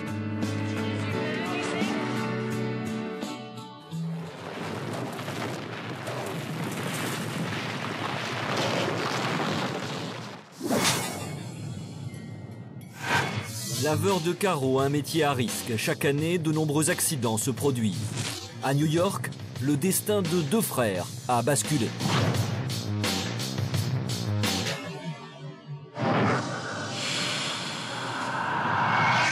New York, chaque jour, des milliers de laveurs de vitres travaillent suspendus à plus de 150 mètres du sol. Le 7 décembre 2007, Alcides Moreno, 37 ans, et son petit frère Edgar, 30 ans, quittent leur maison du New Jersey. Ils se rendent à Manhattan, où ils travailleront au sommet de la tour Solo. Il est 10h15, la nacelle qui les supporte se décroche. Les 2 hommes étaient sur la nacelle quand elle s'est décrochée. Ils sont tombés du 47e étage de la tour. La vitesse et la hauteur de la chute annoncent une issue tragique. Ce monsieur, pour une chute d'une hauteur de l'ordre de 150 mètres, a probablement touché le sol avec une vitesse qui est de l'ordre de 200 km/h. La nacelle se fracasse sur le trottoir. Il y a eu un énorme vacarme. C'était presque comme si un immeuble entier s'écroulait. C'était tout simplement hallucinant. Les pompiers se rendent sur les lieux. Edgar, le plus jeune frère, est mort sur le coup.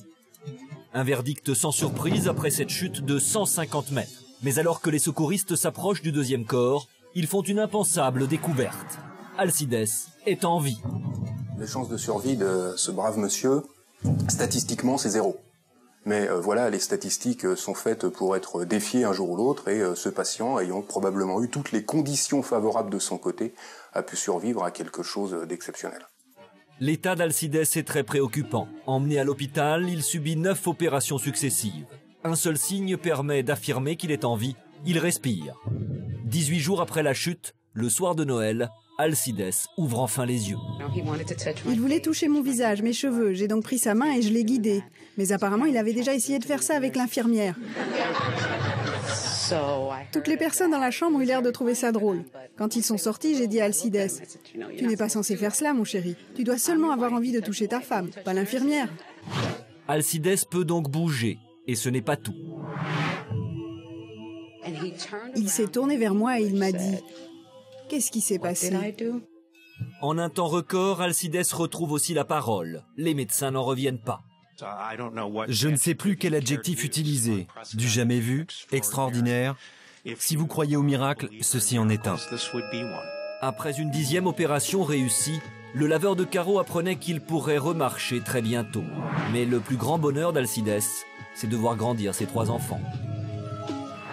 En tout cas, c'est l'occasion de rappeler à nos téléspectateurs que faire le ménage, ça peut être très très dangereux. Oh là là, bon, on se doute en même temps, Pascal, hein, que vous ne devez pas vous tuer à la tâche, à mon avis. C'est pas vrai, ça m'arrive de vider le lave-vaisselle. Qu'est-ce que vous feriez si vous croisiez une baleine en danger de mort, Karine? J'essaierai de l'aider.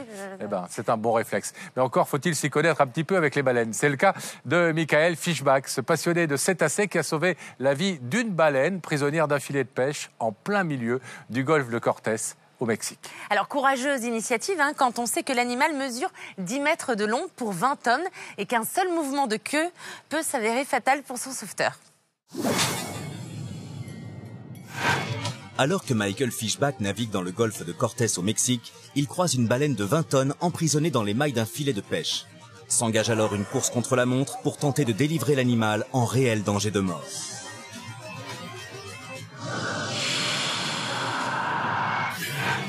Nous sommes au Mexique, dans le golfe de Cortés. Michael Fischbach est venu passer 2 mois dans cet endroit incroyable, riche en espèces sous-marines. L'homme est spécialiste en cétacés. Il a fondé une association pour la protection des mammifères marins. Le 14 février 2011, la journée s'annonce bien. Michael Fischbach embarque avec quelques amis pour une journée d'exploration et d'observation. Quand tout à coup, il aperçoit une baleine qui flotte à la surface de l'eau. Il réalise alors que la posture du cétacé est anormale. Il décide de plonger pour voir ce qui se passe de plus près. Michael Fischbach a vu juste. La baleine est prisonnière d'un filet de pêche. Sa queue est totalement entortillée sur près de 5 mètres. Le filet entrave ses nageoires et l'empêche de se mouvoir. Pour Denis Audy, océanologue spécialiste des cétacés, la baleine est en grand danger. Une fois qu'ils sont pris dans le filet, ils sont incapables de s'en dépêtrer. Ils peuvent respirer en surface, mais au bout d'un moment, soit ils s'épuisent et ils coulent avec le filet s'il est très lesté, soit ils s'épuisent parce qu'ils peuvent plus manger, qu'ils peuvent plus se nourrir, et auquel cas ils finissent par mourir également. Elle est en panique. Michael Fischbach veut absolument sauver l'animal. Mais il n'en oublie pas le danger. La baleine mesure 10 mètres de long pour 20 tonnes. Sur un simple mouvement de panique, elle peut le tuer. Ce sont des animaux sauvages qui peuvent avoir des réactions de défense, de crainte, de peur. Et quand vous avez une réaction de crainte, de peur de la part d'un chat, déjà, ça peut produire des dommages. Mais quand c'est un animal qui fait 20 ou 30 tonnes, à ce moment-là, c'est pire. Face à la tension de la situation, Michael Fischbach décide de revenir à bord du bateau. Le temps presse. Toute l'équipe se met à l'œuvre pour tenter de dégager la baleine. Il s'approche d'elle pour découper le filet et le remonte petit à petit sur le bateau. Mais chaque mouvement de l'animal fait dangereusement tanguer l'embarcation. Fais attention, fais attention. Attends. Coupe le filet. Si elle plonge, elle emmène le filet et qu'elle emmène Michael avec, là il est mort. Avec de tout petits couteaux, Michael Fischbach et son équipe découpent le filet et réussissent dans un premier temps à libérer la nageoire pectorale qui va enfin permettre à la baleine de bouger. Mais en s'éloignant, elle risque cette fois d'embarquer avec elle tout le bateau. Si le mammifère décide de plonger, il peut en 2 coups de queue entraîner le naufrage de ses sauveteurs jusqu'à 200 mètres de profondeur. Oh non, elle est juste là. Après avoir fait presque 1 kilomètre, la baleine épuisée revient vers le bateau, permettant à ses sauveteurs de continuer leur action. Il faut faire vite, le mammifère risque de perdre patience. Elle est presque libre. Ok, coupe. Allez, on continue. On est si proche. Coupe juste ici. On l'a eu. Après une bataille acharnée de presque 1 heure, la baleine est enfin libre de ses mouvements. On a sauvé la baleine. Il y a une espèce de complicité qui existe. La baleine a clairement compris qu'on essayait de l'aider. Et c'est ce qui explique qu'il est resté sur place, qu'il n'a pas envoyé la queue et qu'il a été patient. Et après la joie d'avoir libéré le mammifère, Michael et ses amis sont surpris par un remerciement pour le moins étonnant. La baleine va effectuer 40 sauts sous leurs yeux ébahis, en signe de sa gratitude. C'est un moment magnifique de pouvoir sauver des animaux qui sont juste extraordinaires. Dans un dernier mouvement de queue, la baleine salue et remercie ses bienfaiteurs. Michael Fischbach gardera un merveilleux souvenir de cette journée. Ah oui, elle remercie. Oui, vous avez vu comme la queue d'une baleine, ça peut être très très dangereux. Oui. Enfin, en même temps, on a l'impression qu'elle avait compris que cet homme était sa seule issue. Voici ce que vous allez voir d'ici quelques instants après une courte pause. Restez bien avec nous. À tout de suite. Dans un parking de Manhattan, un conducteur de camion fait une mauvaise manœuvre et se retrouve en équilibre à des dizaines de mètres du sol. Une erreur qui aurait bien pu lui coûter la vie. Ce petit garçon n'est pas un enfant comme les autres. Il a une vue exceptionnelle. Il est capable de voir dans le noir, tel un félin. Le pont de Tacoma, aux États-Unis, long de 1822 mètres, s'est écroulé le 7 novembre 1940 à cause du vent.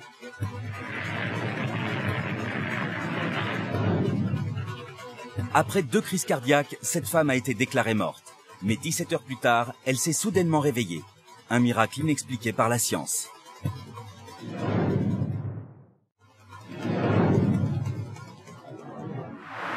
Merci de votre fidélité et de passer cette soirée avec nous sur TMC. On entame déjà la 4e et dernière partie de cette émission. Et oui, mon cher Pascal, et notre prochaine histoire aurait pu tourner au cauchemar pour les passagers d'un TER le 9 juin 2005. Imaginez-vous un camion coincé sur un passage à niveau transportant pas moins de 900 bouteilles de gaz et en parallèle un train qui arrive à grande vitesse sur cette même voie. Que se passe-t-il ? A priori, un énorme et terrible boom. Exactement.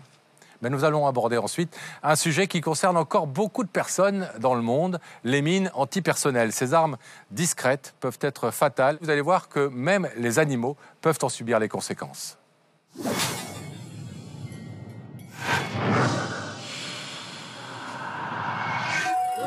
Nous sommes à Saint-Laurent-Blangy, dans le Pas-de-Calais. Cette petite ville vit au rythme d'un passage à niveau, emprunté chaque jour par plus de 200 trains et 10 000 véhicules. Ici, TGV, TER et trains de marchandises se croisent sans le moindre incident. Mais le 9 juin 2005, à 17h14, un train express entre en collision avec un poids lourd transportant plus de 900 bouteilles de gaz. Les 150 passagers doivent leur survie à la présence d'esprit du conducteur du train. Comme la collision, c'était inévitable. Donc j'ai évacué la cabine. Donc quand j'ai crié de se planquer, que ça allait taper. D'autres se sont cachés dans leur fauteuil, pour le protéger dans leur fauteuil et tout. Et moi je me suis assis au premier fauteuil. Et j'ai attendu, c'était assez rapide d'ailleurs, j'ai attendu la collision.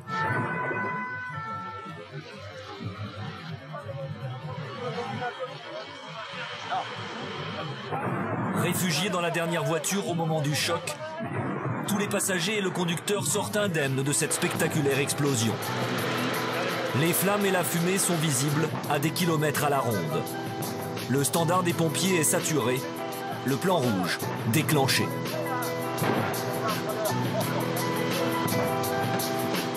Il y avait des boules de feu qui faisaient environ 30 mètres de diamètre. Oui, c'était une scène de panique complète. C'était vraiment apocalyptique. Les 900 bouteilles de gaz explosent et le site héberge de nombreuses entreprises où travaillent des centaines d'employés. En fait, les bouteilles de gaz qui ont explosé se sont transformées en véritables effets missiles, donc ont été projetées à plus de 500 mètres sur une hauteur dépassant les centaines de mètres. Et on voyait sur le terrain, à 200-300 mètres de là, des bouteilles de gaz, des bouteilles de 13 kilos, des bouteilles de propane, qui étaient carrément ouvertes. Et le métal était déroulé. C'est donc dans des conditions extrêmes que les pompiers doivent intervenir, alors que la température du brasier dépasse 1500 degrés.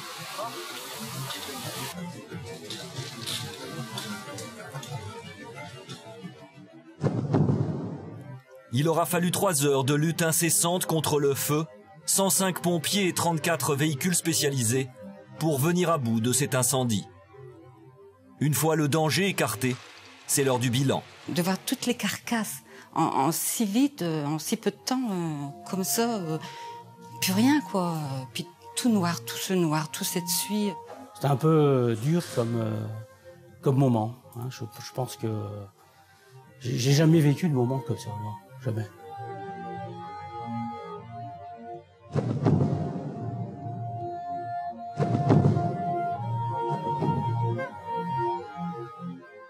Des dégâts chiffrés à plusieurs millions d'euros, un train réduit en cendres, mais aucune victime n'est à déplorer grâce à l'incroyable sang-froid du conducteur du train qui a fait évacuer les 150 passagers par l'arrière de la rame. Sur le moment, de toute façon, ça va tellement vite qu'on n'a pas tellement le temps de réagir, même pas le temps d'avoir peur, parce que ça va trop vite, quoi. On pense à ce qu'on a à faire, et puis après, on fait ce qu'on a à faire, et on n'a pas le temps d'y penser, quoi. Par contre, sur après, oui, c'est sûr qu'après, en réfléchissant, on est passé par une belle porte, quoi. On a eu chaud, quoi.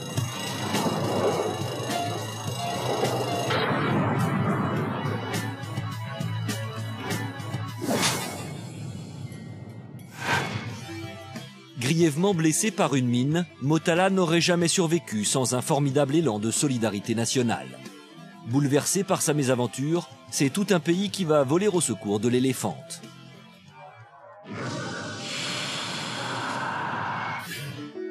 Nous sommes en Thaïlande, dans la province de Lampang. Profitant d'une petite pause accordée par son cornac, Motala, une éléphante de 38 ans, part se promener dans la forêt. J'étais à quelques mètres d'elle, mais je ne la voyais pas. Quand j'ai entendu une explosion, j'ai tout de suite compris ce qui venait de se passer. Motala vient de marcher sur une mine, un triste héritage de la guerre. Son pied est déchiqueté. L'éléphant est un animal sacré en Thaïlande. Il existe même un hôpital qui lui est dédié à quelques kilomètres de là. Soraïda en est la fondatrice. Elle se souvient de ce jour particulier. Quand on l'a vue, on était en état de choc. J'ai demandé comment c'était arrivé. On m'a expliqué qu'elle avait marché sur une mine. C'était affreux, sa patte était tellement abîmée. Soraïda et les vétérinaires de l'hôpital se sentent investis d'une responsabilité particulière. Jamais ils n'ont eu à traiter un cas aussi grave. L'éléphante souffre et doit être opérée d'urgence. Mais l'hôpital manque cruellement de moyens. On s'est réunis et on savait très bien qu'on ne pouvait pas y arriver tout seul. Pour avoir de l'aide, j'ai alors alerté les médias avec le message suivant.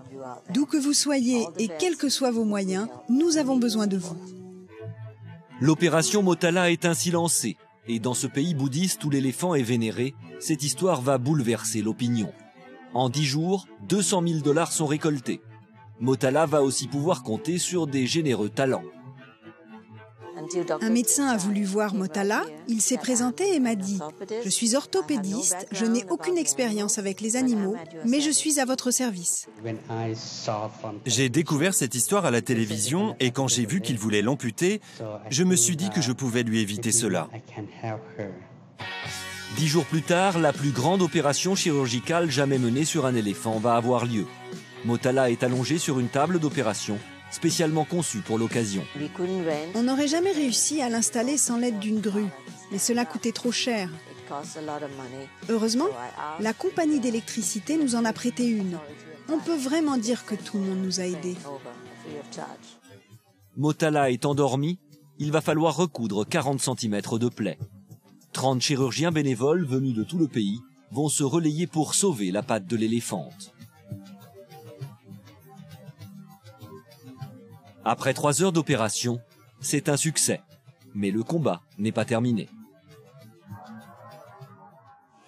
Sa jambe est sauvée, nous avons réussi. Mais il reste un problème. Comme elle ne marche que sur 3 pattes, son corps n'est pas stable et cela va endommager sa colonne vertébrale. Elle ne peut survivre sur 3 pattes. Grâce aux nombreux dons, les médecins peuvent travailler sur un modèle de prothèse adapté au pachyderme. Une fois encore, c'est une première mondiale. J'attends ce moment depuis tellement longtemps. C'est un très bel exemple de la bonté des hommes envers les éléphants. Fabriquer une prothèse pour un éléphant, ça n'avait jamais été fait. Et je suis très fière de cela. Et un matin, poussé par l'amour et la générosité de tout un pays, l'éléphante marche à nouveau sur ses 4 pattes.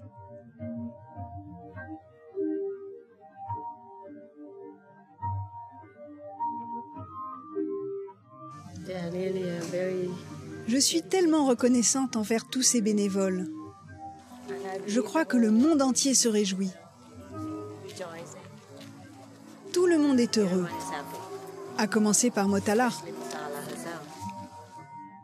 Motala a aujourd'hui 50 ans, elle coule des jours heureux aux côtés de sa bienfaitrice. Les mines antipersonnelles, Karine, ce sont des armes qui sont heureusement interdites dans de plus en plus de pays.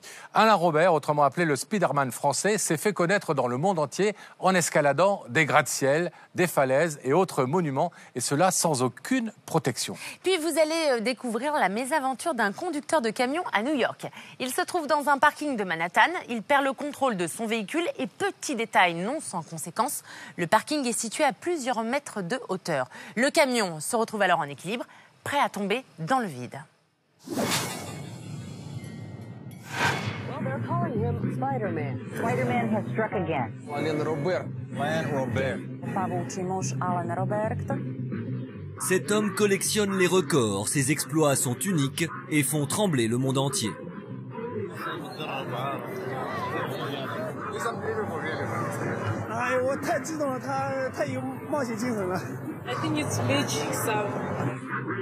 Lui, c'est Alain Robert, un grimpeur hors norme, celui qu'on appelle le Spiderman français.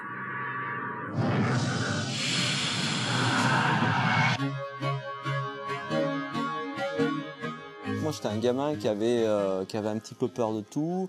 J'étais timide, mais j'avais quand même un rêve. Je voulais devenir courageux, un petit peu comme mes héros, Robin des Bois, Zorro, D'Artagnan. Et puis un jour, comme ça, je rentrais de l'école. Je me suis rendu compte que les clés, je les avais laissées à la maison. J'ai regardé le bâtiment, 7 étages, et puis là, j'ai décidé d'escalader le bâtiment. Pour Alain Robert, c'est une révélation. En fait, j'ai compris très tôt dans ma vie que ce qui m'intéressait, c'était d'être un grimpeur, c'était de vivre cette vie qui est faite de challenge. Sa passion pour l'escalade est née. À partir de là, plus rien ne va l'arrêter. Il fait ses premières armes sur les falaises du Vercors et en 1977, il abandonne tout équipement pour devenir grimpeur solo et aller au bout de sa passion. Désormais, sans corde ni sécurité, il s'attaque aux parois les plus dangereuses. Faire de l'escalade comme ça, sans aide matérielle, il faut pas se tromper parce que la chute, c'est pas quelque chose qui va pardonner. Donc il faut faire du 100% à chaque fois. Et c'est vrai que ce jeu avec la vie, avec la mort, en essayant évidemment de rester en vie, c'est un jeu qui est fascinant. Mais en 1982, alors qu'il escalade une falaise, Alain Robert glisse et chute pour la première fois. Une chute de plus de 15 mètres. Coma, fracture du crâne, bassin et poignet brisés, les médecins annoncent à Alain Robert qu'il ne pourra plus jamais grimper. Cet accident, je dirais pas que c'est positif, mais d'une certaine façon, je pense que je suis devenu beaucoup plus fort mentalement et ensuite physiquement grâce à mon accident que ce que je l'aurais jamais été. Et malgré des séquelles irréversibles, quelques mois plus tard, il se lance dans une nouvelle aventure, l'escalade urbaine. Paris La Défense, 187 mètres. Abu Dhabi, l'Adia Building, 185 mètres. Chicago, la Tour Sears, 443 mètres. Kuala Lumpur, les Tours Petronas, 452 mètres. Rien n'est impossible pour Alain Robert. Toujours à main nue et sans sécurité, le spécialiste de la grimpe a déjà défié plus de 100 gratte-ciel et monuments dans le monde. Avant une ascension, il y a le mélange d'excitation et puis quand même la peur. Hein, parce que je reste qu'un être humain. Hein. Donc c'est-à-dire la peur, c'est quelque chose que j'éprouve. Mais bon, c'est aussi un moteur. Je crois que la proportion plaisir est toujours beaucoup plus importante que ce que je peux ressentir au niveau de la peur. L'homme araignée ne s'interdit rien. Même les façades les plus lisses ne lui résistent pas. Il lui faut en moyenne 2 heures pour escalader un immeuble de 200 mètres. Et pour cela, il se plie à un entraînement rigoureux et quotidien. Seule la pluie peut empêcher l'une de ses escalades en solo.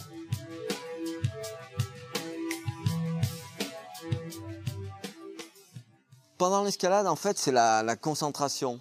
C'est-à-dire, toutes les peurs parasites, elles n'existent plus, elles s'évanouissent. Et donc, c'est vraiment place à l'action, c'est vraiment atteindre son objectif. Et l'objectif, pour moi, il n'y a pas 36 options, c'est d'arriver au sommet et d'arriver en vie au sommet. Mais les ascensions d'Alain Robert sont souvent illégales et l'homme araignée ne compte plus les nombreuses fois où il a été arrêté et reconduit aux frontières. Je crois que ça fait tellement longtemps que je grimpe que pour moi, je ne conçois pas de ne pas grimper. C'est ma vie, je suis un grimpeur. Un grimpeur qui grimpe.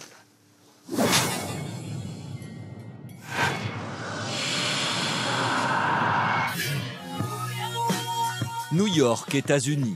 Cette ville mythique a servi de décor au plus grand film d'action, mais la scène qui se déroule le mercredi 17 août 2011 dans le quartier du Queens est pure réalité. Un camion de 15 tonnes vient de traverser le mur d'un parking et est suspendu dans le vide. Visiblement, ce matin-là, l'événement a pris tout le monde de court. J'ai vu un nuage de fumée, j'ai couru voir ce qu'il se passait. Les briques tombaient sur les voitures, c'était incroyable. Puis j'ai entendu crier, j'ai regardé, le conducteur était toujours dans le camion. À 10 mètres du sol, le poids lourd est encastré dans le mur. À l'intérieur, le conducteur n'est retenu que par son volant. Au sol, quelques voitures ont fait les frais de cet incroyable accident.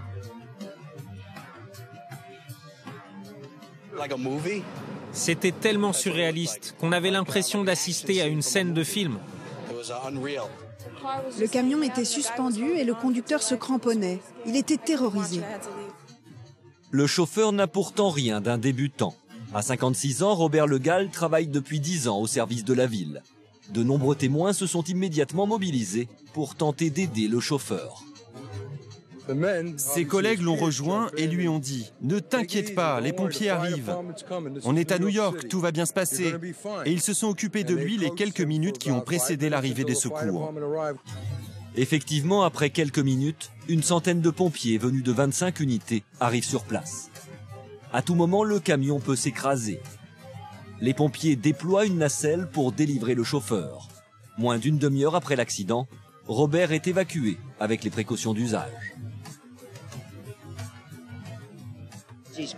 Il est parti à l'hôpital et les premiers résultats des examens montrent qu'il n'est pas blessé. Nous attendons maintenant une déclaration de sa part pour comprendre ce qu'il s'est passé. Mais avant de recueillir le témoignage du malheureux conducteur, une urgence demeure. Il faut ramener le camion de 15 tonnes à l'intérieur du bâtiment. On avance tout doucement. Il y a une équipe qui travaille à l'intérieur du bâtiment avec les pompiers et une autre à l'extérieur qui sécurise le véhicule. Les manœuvres s'avèrent délicates. 2 grues sont nécessaires pour arrimer, redresser le camion et le faire rentrer dans le parking. Après plus de 6 heures, les équipes peuvent enfin souffler. Le camion est en sécurité. Les journalistes n'ont bien sûr rien manqué de la scène qui s'est jouée. La cause de ce trou béant restera une image terrifiante pour tout le monde. Pourtant, aucun d'entre eux ne recueillera le témoignage de Robert Le Gall, qui, très choqué, refuse toute interview. L'enquête révélera plus tard une erreur de conduite du chauffeur, une erreur qui aurait pu lui coûter la vie. Impressionnant. Et oui, il faut être attentif quand on conduit, Karine, je vous le dis souvent, même quand on a des yeux de tigresse comme vous. C'est une très jolie manière, en tout cas, d'introduire le sujet qui suit, mon cher Pascal. On va partir en Chine, si vous voulez bien. Nong Yui est un petit garçon de 7 ans et dans son village, tout le monde le surnomme l'enfant aux yeux de chat.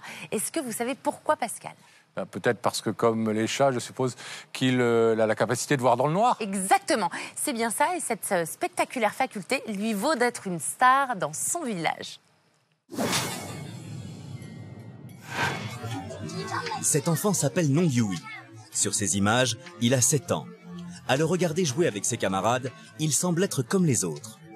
Et pourtant, Nong Yui est une véritable énigme pour la science. Il a l'incroyable capacité de voir dans le noir comme les félins.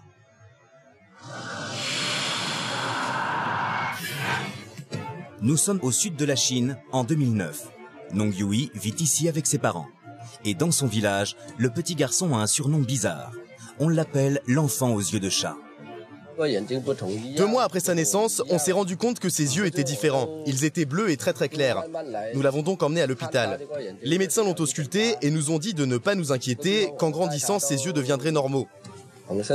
Mais avec les années, Nong Yui a gardé ses yeux clairs. Et à l'école, cette particularité a attisé toutes les curiosités. Ses professeurs ont même découvert qu'il avait un don des plus étonnants. On m'a dit que ses yeux étaient comme ceux des chats qui brillent dans la nuit quand ils croisent un faisceau lumineux.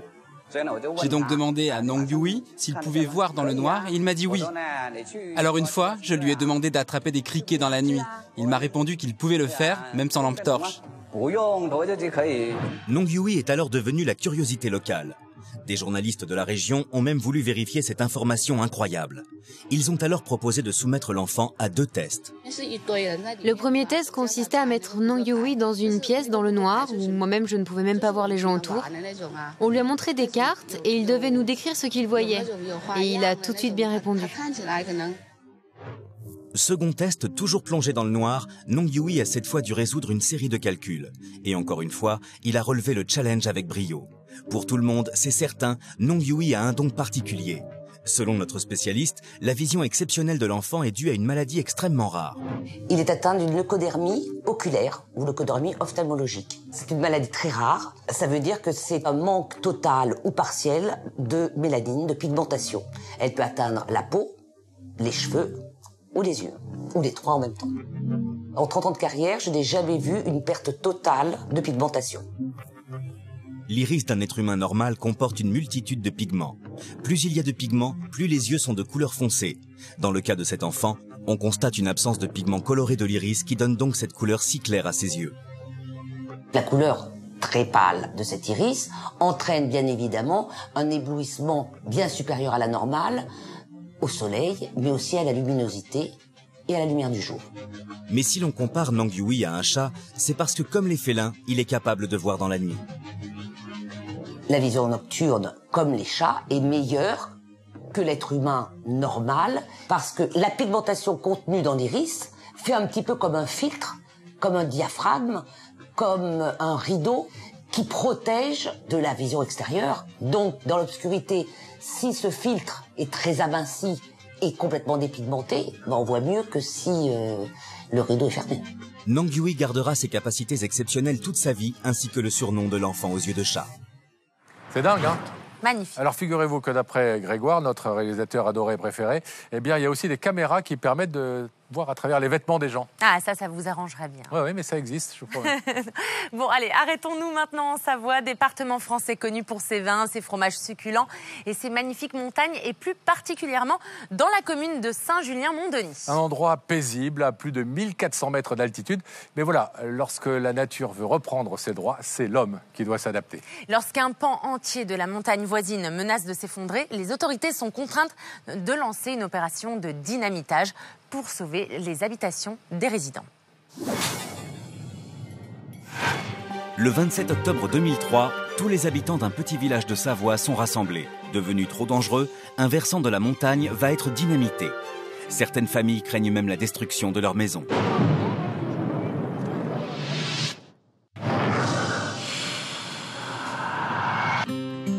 Nous sommes dans la vallée de la Maurienne. Saint-Julien-Mont-Denis est un village typique construit au pied de la montagne. Et depuis quelques années, c'est précisément cette montagne qui menace le village. Régulièrement, de redoutables avalanches de rochers passent à quelques mètres des habitations.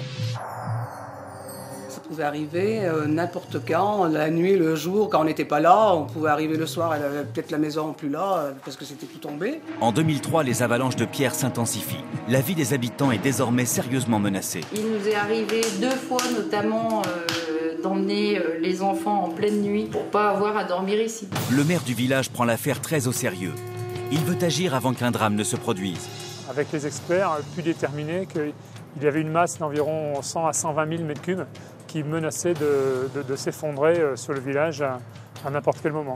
Le quartier de Villars-Clément est évacué d'urgence. C'était la panique le premier jour en fait, parce que on savait pas où aller. On se pose des questions, on demande ce qui arrive, on voit les gendarmes, on voit les pompiers.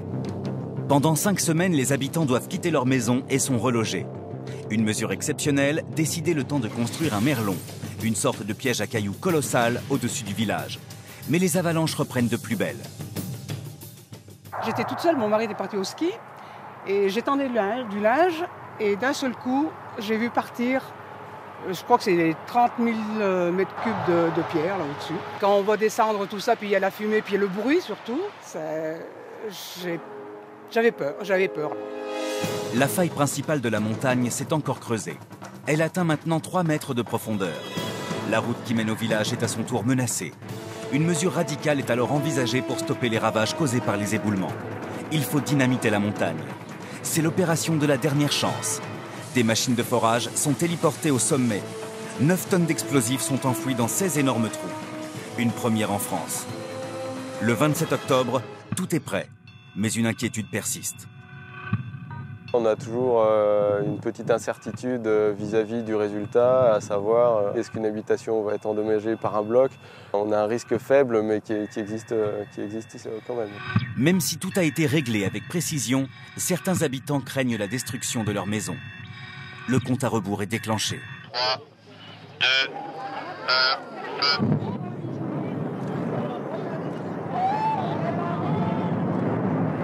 1,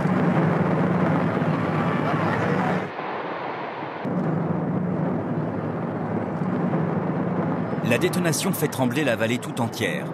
En une fraction de seconde, 60 000 tonnes de roches sont pulvérisées. Fort heureusement, les maisons sont épargnées. Les habitants peuvent rentrer chez eux en toute sérénité. Ça a été super. Vraiment, ça a été mené de main de maître, rien à dire. Je suis tranquille maintenant, je suis tranquille. Une réussite exemplaire qui, au-delà de son caractère exceptionnel, aura profondément marqué les esprits. Allez. Avouez qu'on vous gâte avec les images spectaculaires. Eh bien, vous n'avez encore rien vu car celles qui suivent vont carrément vous laisser sans voix. Imaginez l'effondrement d'un pont suspendu de 1822 mètres de long. Nous sommes en 1940, le 7 novembre, plus précisément à Tacoma, aux États-Unis. 6 mois après son inauguration, ce pont géant n'a pas résisté aux caprices de la météo. Attention, image impressionnante.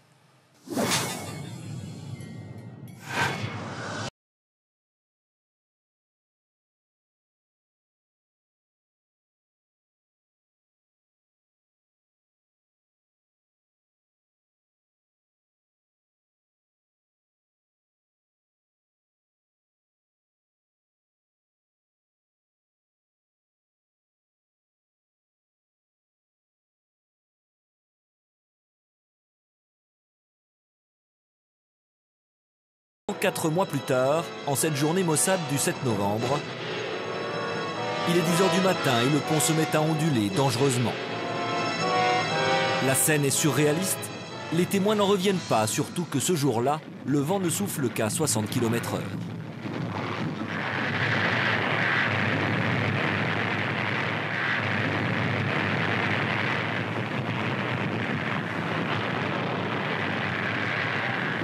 Pendant près de 50 minutes, Tacoma se tord dans tous les sens. Et à 11 h,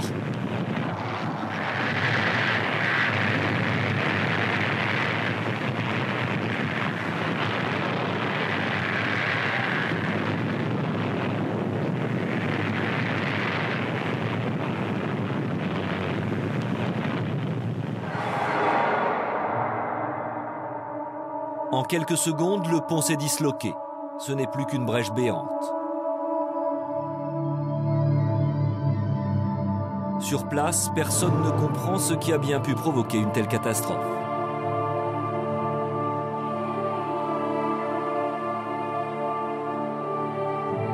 « 60 km/h de vent, c'est très peu, mais il faut savoir que jusqu'en 1940, les phénomènes d'instabilité étaient totalement méconnus dans le génie civil. Un tablier dans un mouvement d'air subit des efforts qui le font osciller. Les mouvements devenant de plus en plus importants, la structure ne peut plus résister et donc eh bien, il y a effondrement, il y a défaillance de l'ouvrage.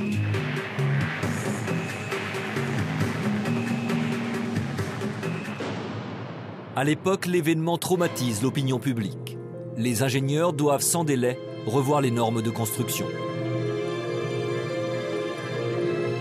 Il y a un avant et un après Tacoma, puisque un certain nombre d'ouvrages conçus, notamment aux États-Unis, ont été renforcés pour justement éviter que ce problème ne puisse réapparaître. Et surtout, après ce ratage historique, il devient obligatoire d'effectuer des essais en soufflerie pour chaque construction. Aujourd'hui d'ailleurs, pour éviter tout risque d'accident, ces essais sont complétés par des simulations sur ordinateur. Depuis 1940, les images de cette catastrophe ont fait le tour du monde. Et même si un nouveau pont a été construit, le nom de Tacoma restera toujours associé à cet effondrement historique. Eh bien. On dirait vraiment un pont en caoutchouc. C'est vrai. Alors moi j'ai une question. J'aimerais savoir, est-ce que vous avez déjà assisté à un meeting aérien, Pascal? Ça, c'est pas encore pour me demander si j'aime regarder les gens qui s'envoient en l'air ou un truc comme ça. Mais pas du non, mais tout. Je vous connais par cœur. Enfin, Pascal. Mais non, mais pas du tout. Ces démonstrations d'avions offrent au public un spectacle grandiose qui rassemble des passionnés et permettent aux plus jeunes de découvrir des engins magiques. Sauf que quand l'engin magique devient incontrôlable et qu'il n'y a pas de pilote à bord, forcément, là tout de suite, c'est moins drôle, oui.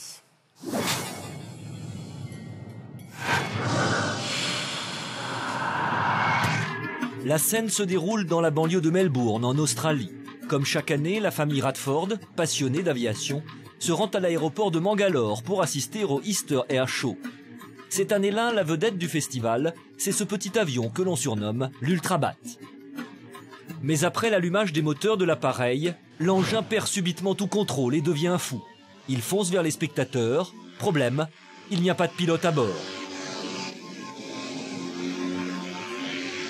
Le public est paniqué, la foule court dans tous les sens pour éviter de se faire écraser par l'appareil. Malheureusement, la jeune Mandy Radford est percutée de plein fouet. L'avion a percuté ma petite fille très violemment. Elle était allongée sur le sol et l'Ultrabat continuait à tourner sur lui-même. Il risquait de lui rouler dessus. L'avion reprend sa course infernale et se dirige à nouveau vers la malheureuse quand son grand-père s'interpose. Il se couche sur elle en guise de bouclier.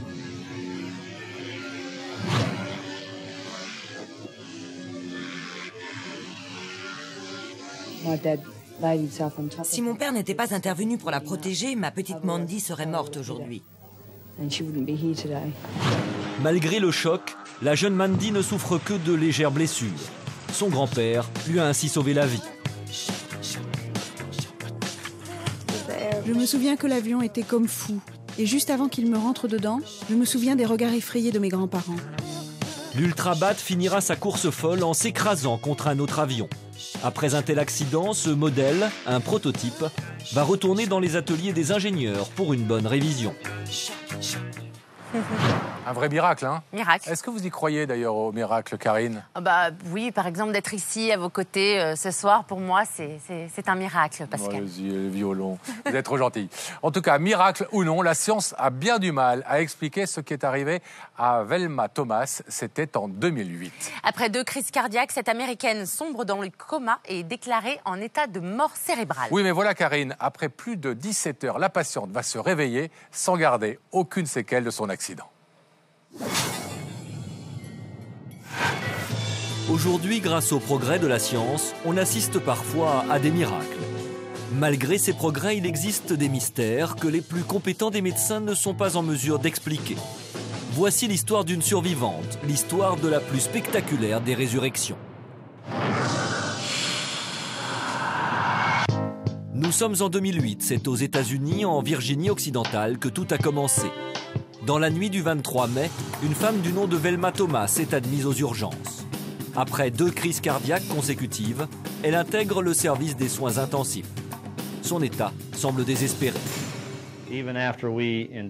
Alors qu'on était en train de lui installer les électrodes, son cœur s'est à nouveau arrêté. Il n'y avait plus aucun signe d'activité cérébrale sur le moniteur.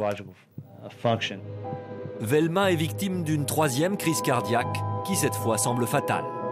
Les médecins annoncent à sa famille qu'elle est cliniquement morte.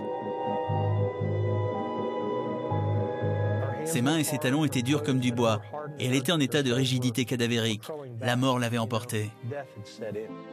Et pourtant, après être restée plus de 17 heures et 30 minutes en état de mort cérébrale, les fonctions vitales de cette femme de 59 ans se réactivent.